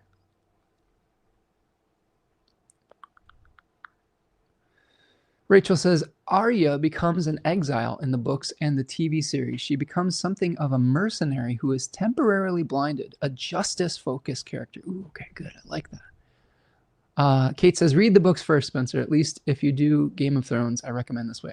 Good advice. I think that the books are always very rich compared to the film version of almost anything. I'm sure that there are exceptions, but I am finding that through The Lord of the Rings that there's a richness through that Peter Jackson did a pretty good job of, but there's always things that we miss when we're trying to condense something. Julene says, I've never seen or read Lord of the Rings. Maybe I should check them out. Julene, come join us for Return of the King and the Silmarillion. We can catch you up. It'll be fine. Steven says, September 23rd will be my dad's 91st birthday. Happy birthday to Steven's dad. Hope that he's doing well. Kate says, very mercurial. She literally becomes the faceless man. Remember, she spends all her time learning, really. Layla says, September 25th, my son would have been 23. Oh my gosh, Layla, I'm so sorry. Hang in there, friend. It's a tough anniversary, but I would like to say that it gets easier. I'm not sure it does. There's always those tears that hang inside our soul forever, as another song lyric with the beautiful Jeff Buckley sang to us. But sometimes we come and cycle around from a different perspective eventually, or at least a slightly different perspective. Watch out for those soul winks, though. Javier says, oh my, Spencer, this air trine sounds challenging for me. Could possibly be. I think it's there could be some positive things, but in the midst of the Mars-Pluto square, there could be some things that it brings up that are difficult too. Okay. Yeah, that is very young. Rachel says, I love Tolkien's world more, but I do appreciate Martin's animist pagan worldview, whereas Tolkien can be Calvinist. Yeah, and different strokes for different folks too. I'm sure that Martin was inspired by Tolkien, and he took a little bit of a different tact on it. I'm also thinking about with the animist view, just the Golden Compass series. I really liked HBO's version of that too.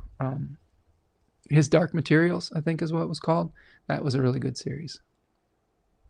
Oh, I'm sorry, Layla. Sorry if we're touching on trauma today. Hopefully the support is helping you get through it.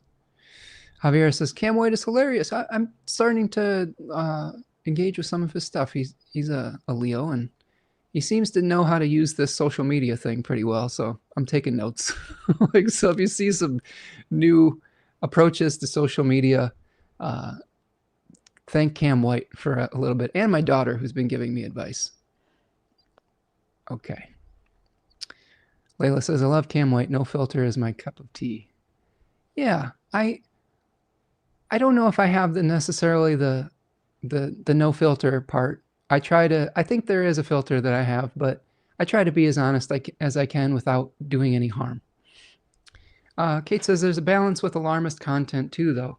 I mostly see people talk about cliche inner transformation and don't give a real preparation for the weather. Absolutely. And I don't think we shy away from difficult transits on this channel, Kate. I think we try to maybe give an actionable way of weathering it.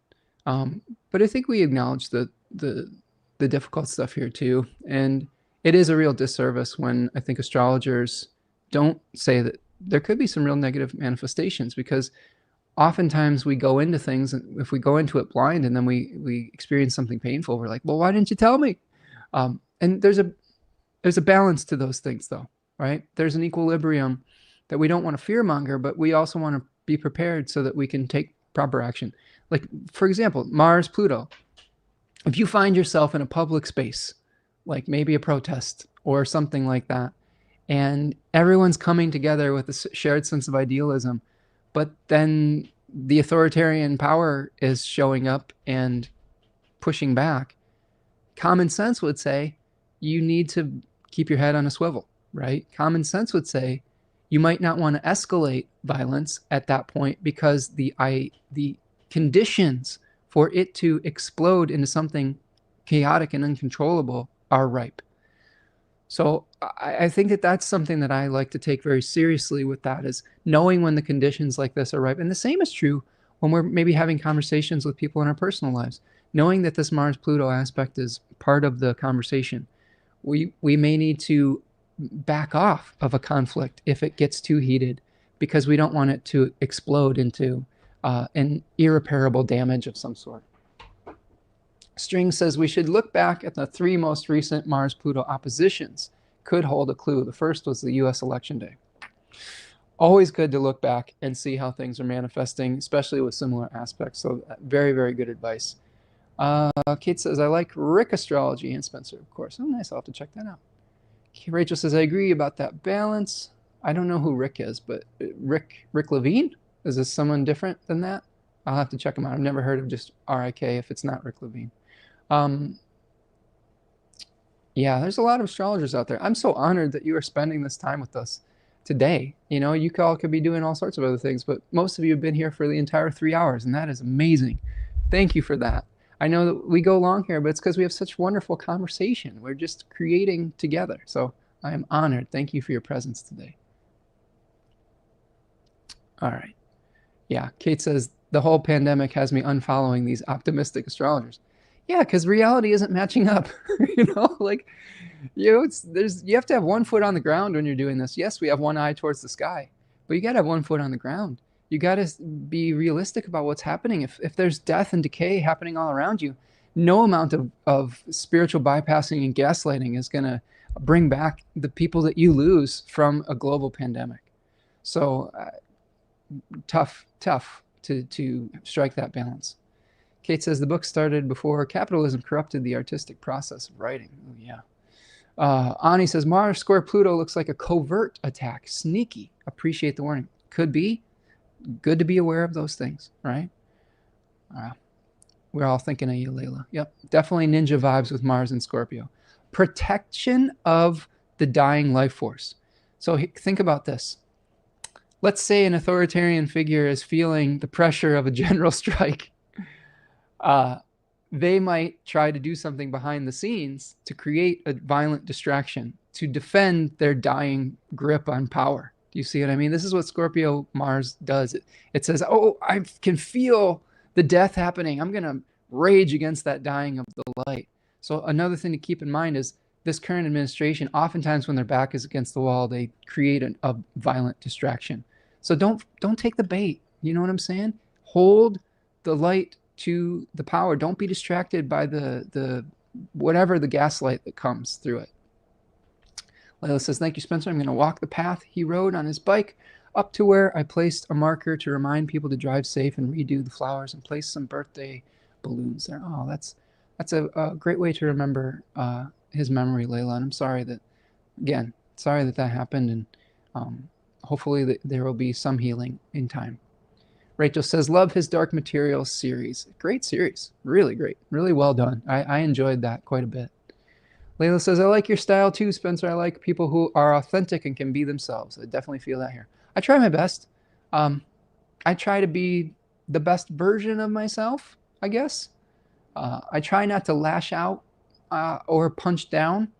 We punch up on this channel towards systems of power that are unfair and unjust. But I try to base it in kindness for one another. I have my moments of being a dick, you know, in my personal life, but I try to bring my best self to these live streams, and I try to foster conditions for peaceful interactions and for understanding and for everybody having a voice and for equality. So I appreciate that, and I hope that it comes across.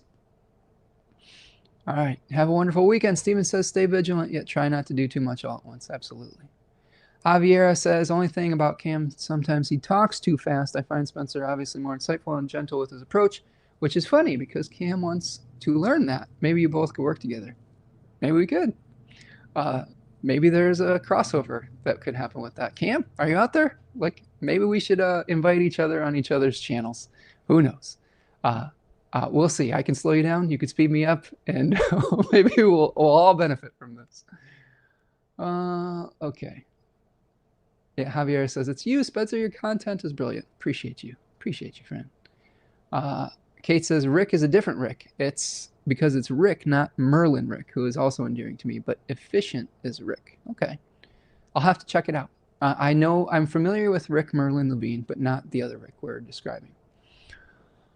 Layla says, I do agree certain levels of tenderness is necessary for astrologers as their word can potentially cause harm. I'm very cognizant of that on this channel. And I really try to do no harm, which I know is not possible, but I try not to add to your anxiety. I try to prepare you, but also to calm people. And I know that my job has become a lot harder in the last few months and years. There's a lot of things that are inconsolable that are happening, and I'm not trying to skirt around those issues, you know. We've got a lot of really challenging stuff and unjust stuff that's happening, and no amount of spiritual platitudes is going to make that better. So sometimes we'll just have to learn how to ride the wave and deal with the challenges together. So that alone can be comforting, I think. Julian says, I like your practical approach to astrology, but I have a hard time tolerating extreme woo-woo or extreme in any direction. But that fits all of my Gemini and Virgo. Well, Julian, I've been doing a lot of work on the North Node, or not the North Node, the part of Spirit and the daimon associated with that. And my part of Spirit's in Libra 3. And a lot of the literature I've been reading about Libra 3 is that Libra 3 people are walking correctives. So oftentimes what you will see on my channel is I abhor extremes. If anyone's going to an extreme, I will go to an extreme of the opposite. I will try to bring things back into equilibrium. If someone is overly arrogant, I will try to humble them. If someone is lacking confidence, I will try to build them up. This is what happens in a lot of my readings too. And of course, I'm not going to tear anybody down if they're, you know, a little bit too arrogant. I'm going to do that gently. I know that arrogance often hides a deep insecurity, and I try to acknowledge that. But yeah, this is a channel where we strive for balance, homeostasis, equilibrium. And to do that, we have to acknowledge the dark and the light. Javier says, I love you more for calling yourself a dick. I mean, I'm a human being. I have sort of I don't know, I've cultivated the Astro Dad Mr. Rogers-y type of thing, but I have strong feelings. I have strong emotions. I get angry. I just try to have the right outlet for it. And a lot of the times the right outlet for it is my journal or a walk or something, gardening, doing something physical. The right outlet for it isn't me lashing out at people and making them feel terrible for my own mental and emotional state, right? I can call truth to power.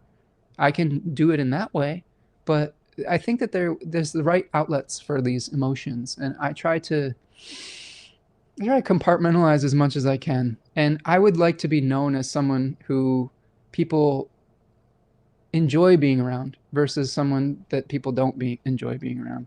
And they're different strokes for different folks, friends. There's some people that probably can't stand my approach, and that's fine. I'm just not for them.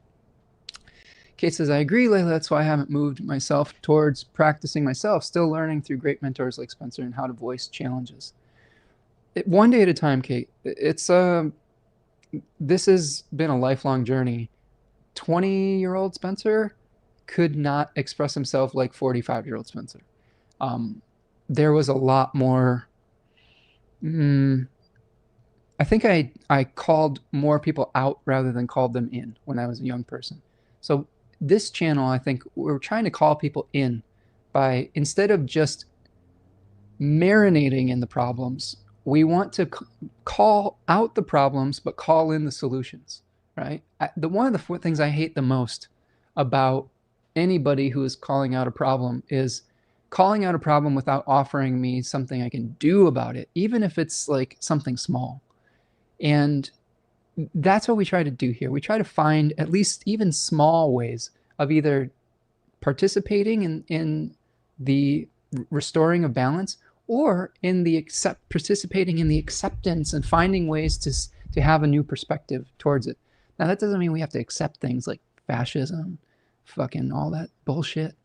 But we do need to understand how are we going to go about our everyday lives while also advocating for peace, equality, fairness, and maintaining our own equilibrium so that when we're called upon by spirit, by the divine, to take action in service of maybe those that aren't able to do so for themselves, that we will be laser focused, right? Focus. So that you're not just going this way and that.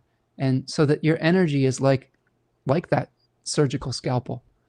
Like you're preparing for whatever moment is coming. Everyone's preparing for their particular moments.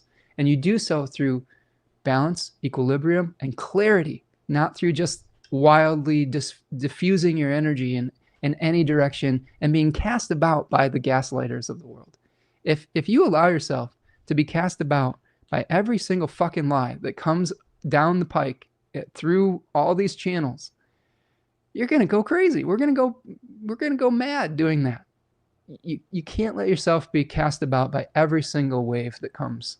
You have to have that inner sense of peace and calmness so that you can weather the really difficult experiences that we're having as a collective right now. Javier says, the Gemini me, I may make it happen. Collab action. Well, I appreciate that, friend. We'll see how it works out. Kate says, I also agree with Juliana, or Julene, level-headed but compassionate. There you go. Layla says, I feel that calmness from your energy, and that's what I like about you. My crazy Uranus moon needs calm. I try. Getting too amped up just is exhausting for me too. Like, it drains me. So it's part of is a protection of my own energy as well. Oh, thanks so much, Julene. Thank you for the super chat. That's really generous of you. Appreciate you, friend. You really are a great patron of the channel. So thank you for being here and for your generosity. Kate says, I'm undergoing the Pluto square Pluto transit, so I think this puts an emphasis on these more pivotal aspects. Yeah, that's going to really ignite them for sure. Layla says, today I tried to be crazy so Uranus squared this new moon can have an avenue to play out. I dyed my hair purple. There you go. I love it. I love that. I think that's a healthy outlet for Uranian energy. Javier says, my daughter says after watching your videos, I don't think Spencer ever gets mad.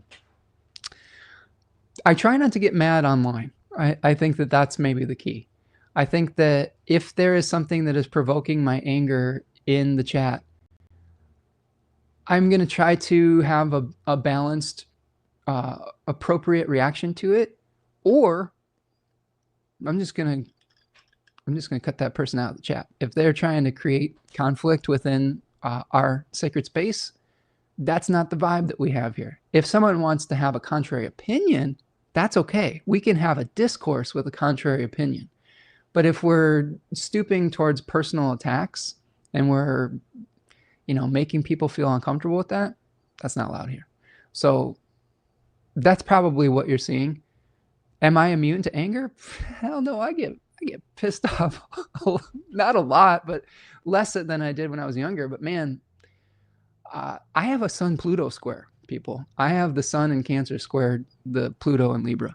So yeah, my anger can be volcanic. This is why I have worked so hard to keep my peace and my equilibrium, because I've experienced being out of control with my anger in the past, and it's a little scary sometimes. And I choose to cultivate that inner equilibrium. Am I always successful? No, but I try to keep it at least in the appropriate containers. Kate says, funny, my daughter asked for the same this morning, and she's a Virgo sun. Nice. For the purple hair, I'm assuming.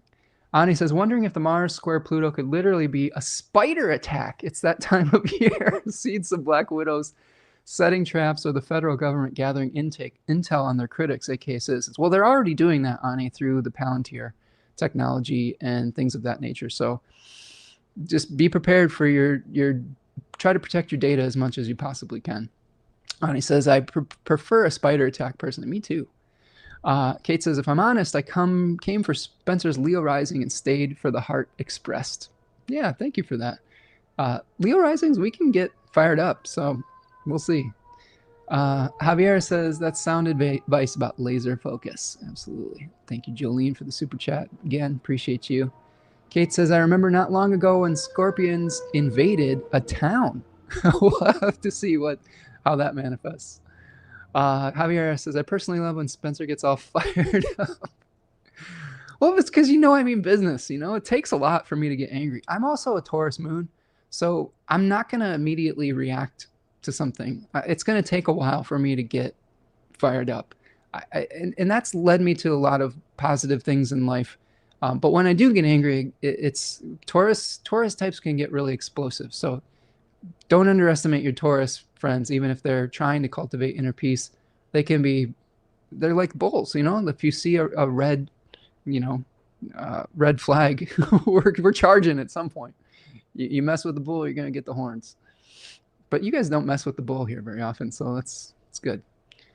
Yes, very generous, Julie. Thank you. Lauren says, I read somewhere that it resonated so strongly that a big part of aiding during this human journey, no matter what the challenge is and how unsolvable, is to serve as a gentle witness. Totally. Lauren says, I found having served others, going through the thick of it, that is really enough. That's a great point, Lauren, because one part of the bringing equilibrium to the collective is I see so much hate and violence and anger that part of my bringing of balance and equilibrium is being kind and gentle publicly, and in my life. I mean, it's not like I just shut off the kindness and gentleness when I go into my personal life. I mean, yes, I get angry sometimes, but we can bring a balancing factor and equilibrium into the collective that's a revolutionary act, is being kind and to bearing witness to each other's journey in a non-selfish way, in a way that takes into account other people's sovereignty. So that's how you can be the change that you want to see. I wrote a song about Gandhi. If you want to check it out on my SoundCloud, it's called Gandhi's Blues. And I use all these quotes from Gandhi in that song. The prerogative of the brave, shake the world in a gentle way. The tyrant is incapable of exhibiting love. We're all products of our thoughts, what we think we become. Some say my methods are a bit too kind, but an eye for an eye makes the whole world blind. Go check it out. Those are the lyrics from that song. But I really think that that's true. Kate says, my new apartment has a lot of wolf spiders. It's been really testing my fear response. Oh boy. Sorry to hear that, Kate. Julian says, delivering astrology for hours is hard. Well-deserved. Wish I could do more. I need to schedule my yearly reading soon. Oh, come on in, Julian. It would be great to see you again. And you have been more than generous on the channel, so thank you so much for helping out. Appreciate you. Julian says, everyone I refer back to, and boy, you are a good predictor. I try. Thank you for that. I just am reading the symbols. We've got to follow the signs. If we follow the signs and allow the signs to guide us and the planets and all of the mythological meanings, the Decanic meanings, we're going to be a little bit more right more often than we're wrong, because we're following the divine guidance, and that's what I try to do. Javier says, that's sound advice dealing with the bull. Yeah, I mean, this is something that in the past, as a person who may have been a little bit more insecure, sometimes we can be more puffed up. We can be more like threatening or whatever and say, oh, don't mess with me. I'm not someone you mess with. I may have said that in the past, and it's probably still true, but I don't need to prove it to anybody. I think that's the thing. Like, people who need to prove their toughness and their bigness to people are actually very small. So I know in my heart who I am and hopefully how I'll react in certain situations. So hopefully that's enough, and that keeps me in the good graces of most people. Javier says, spiders have been a big spirit animal for me this year. Yeah, they talk about the weaving of fate. So I think paying attention to the spider and what you're weaving is really important. Kate says, painted turtle, so true. You often don't need solutions or advice. Just presence is very powerful. Absolutely. Javier says, it takes time to weave the beautiful web of safety. There you go. You already got it. Layla says, Kate, too funny. I personally advocate for her to have purple hair. Javier says, that's what I appreciate about you, Spencer, your wise balance. Thank you, friends. Well, friends, couple more, just one more, and then one more transit. I know we've taken a little bit of a diversion here for those of you who just came for the astrology, but we have just so many amazing talks today, like, chats, spending some extra time together. I think we needed to talk it out. I think sometimes just feeling heard and seen is really important. But this last aspect for the month is let's see, first quarter moon. So we've got the moon in Capricorn squaring the sun in Libra. And this decan of Capricorn, I think, talks about the laws of the land, understanding the rules of a particular place, the genus loci, you could say. And then when we combine that with a square with the Libra sun that's focusing on injustices, I think we could be experiencing unjust laws of the land, right? Both of the lights, the sun and the moon, are in their respective falls and exiles. So debilities. So this could be a really difficult time after the Mars-Pluto square starts to separate. We could be seeing the new laws of the land. I hope it's not more military rule, right? That's what we've seen already in Washington, D.C. is an authoritarian dictator usurping the local police department and inserting martial law. And that's a test run probably for other cities in the country. So this might also be a time period where there's some of that is being tested out in the collective. Possibly. Here's what I will say. Let's say we combine all these things that we've been talking about. You see the collective organizing and starting to push back against an authoritarian regime. You see a lot of good ideas, a lot of organization, a lot of general strikes, labor movements, etc. You see people getting out and protesting. If potentially Mars and Pluto come together and those protests start to go south, they start to become violent, that's the perfect excuse for an authoritarian regime to exercise something like martial law. If we know that in advance, if we see all the signs coming together in a narrative, how do we use that foresight to inhabit those spaces of protest without falling victim to the bait that these types of folks want us to fall victim to? They want things to become violent in these protests so that they can tighten the grip of authoritarian control. So when we understand that, we don't have to take the bait. We still protest, we still push back, but we push back in a way that is so strong and peaceful that they can't have their authoritarian martial law, right? They don't have any reason to have that. They don't have any excuse. There's no way they can gaslight us into it. So remember that when you're out in these inhabiting these spaces, that if you take the bait through violence, all it does is accelerate the grip of authoritarianism. Doesn't mean that we do nothing. It doesn't mean that we acquiesce to that. It just means that we have to be strategic and smart about how we do it. All right, friends, that's what I've got for September. Pretty important month, pretty powerful month. I've got, here's a little preview of October. We've got Mercury moving into Scorpio, Venus moving into Libra, Neptune retrograding into Pisces to join Saturn once again. And I do have an animal and an I-Ching for you. But I'm just going to check in first before we've got some nice comments coming in. I love it. I love this. Perfect conversation, Javier says. Kate says, this space fills up my metaphorical cup. I feel like I have friends. You do. We are friends. As much as we can be friends over the internet, right? We interact with each other like human beings, you know, which is nice. Layla says, awesome. This is awesome. Kate, maybe you should do it. Yes, absolutely. Between Cancer, Scorpio, and Pisces, maybe silent protest. Yeah, there you go. There's so many different ways to take back power without completely destroying our civilness with each other. And again, maybe I'm idealistic, but they say I'm a dreamer, but I'm not the only one. Okay, let's talk about this hexagram, number 54. This is another hexagram that sometimes when people see it, they're like, 54 again. This is called subordination and the marrying maiden in some translations, keeping in the background.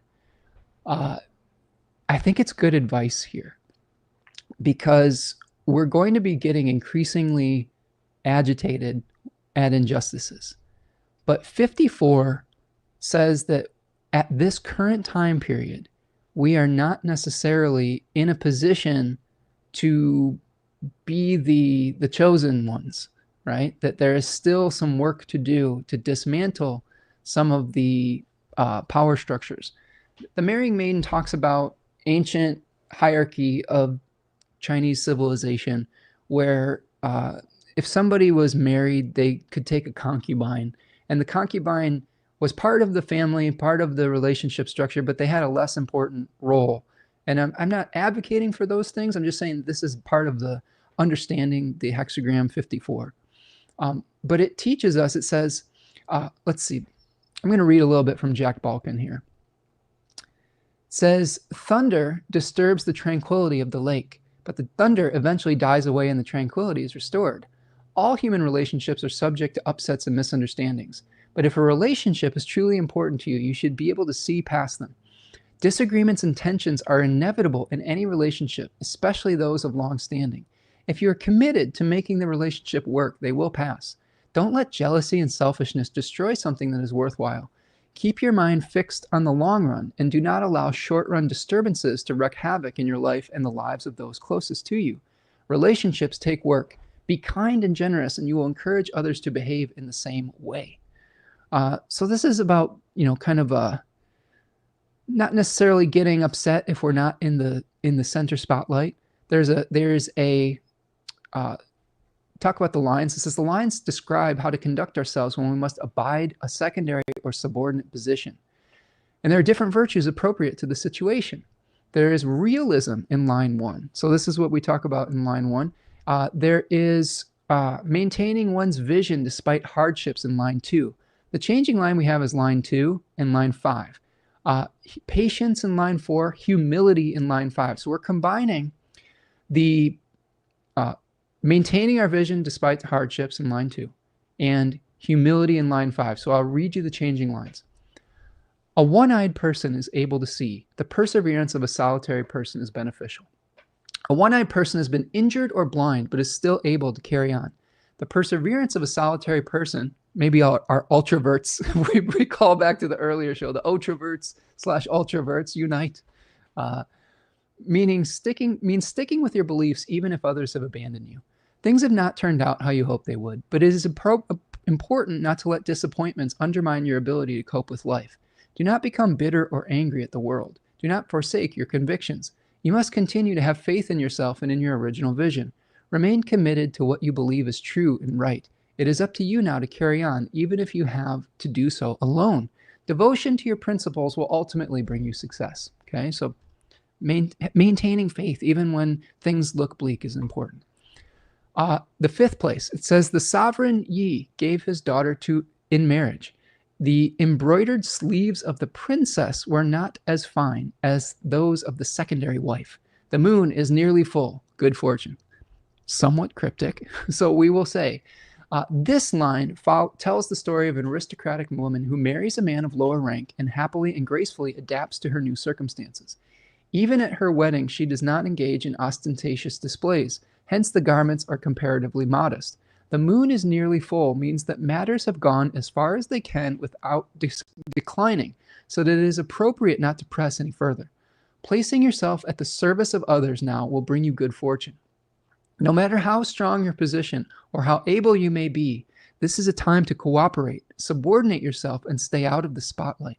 Overcome any pride and vanity you may have. Promoting your own interests not only will cause the situation to degenerate, it says promoting your own interests now will only cause the situation to degenerate. Do not be competitive or aggressive, and do not try to take the lead or draw attention to yourself. Instead, carefully consider how you can be of assistance in the situation and do your best without any ostentation or any attempt to claim credit. Your selflessness and humility will bring happiness and harmony. Okay, so good advice. And that leads us to the changing hexagram number 17, following, allegiance, loyalty, hunting, pursuits, adaptability, being adaptable. So this is telling us that we have to learn how to adapt to our circumstances for survival. We may be dealing with circumstances where we don't have as much power. We don't have as much of a voice because we are playing the role of a secondary subordinate. We all have to go through certain periods of time where we aren't necessarily the ones in charge.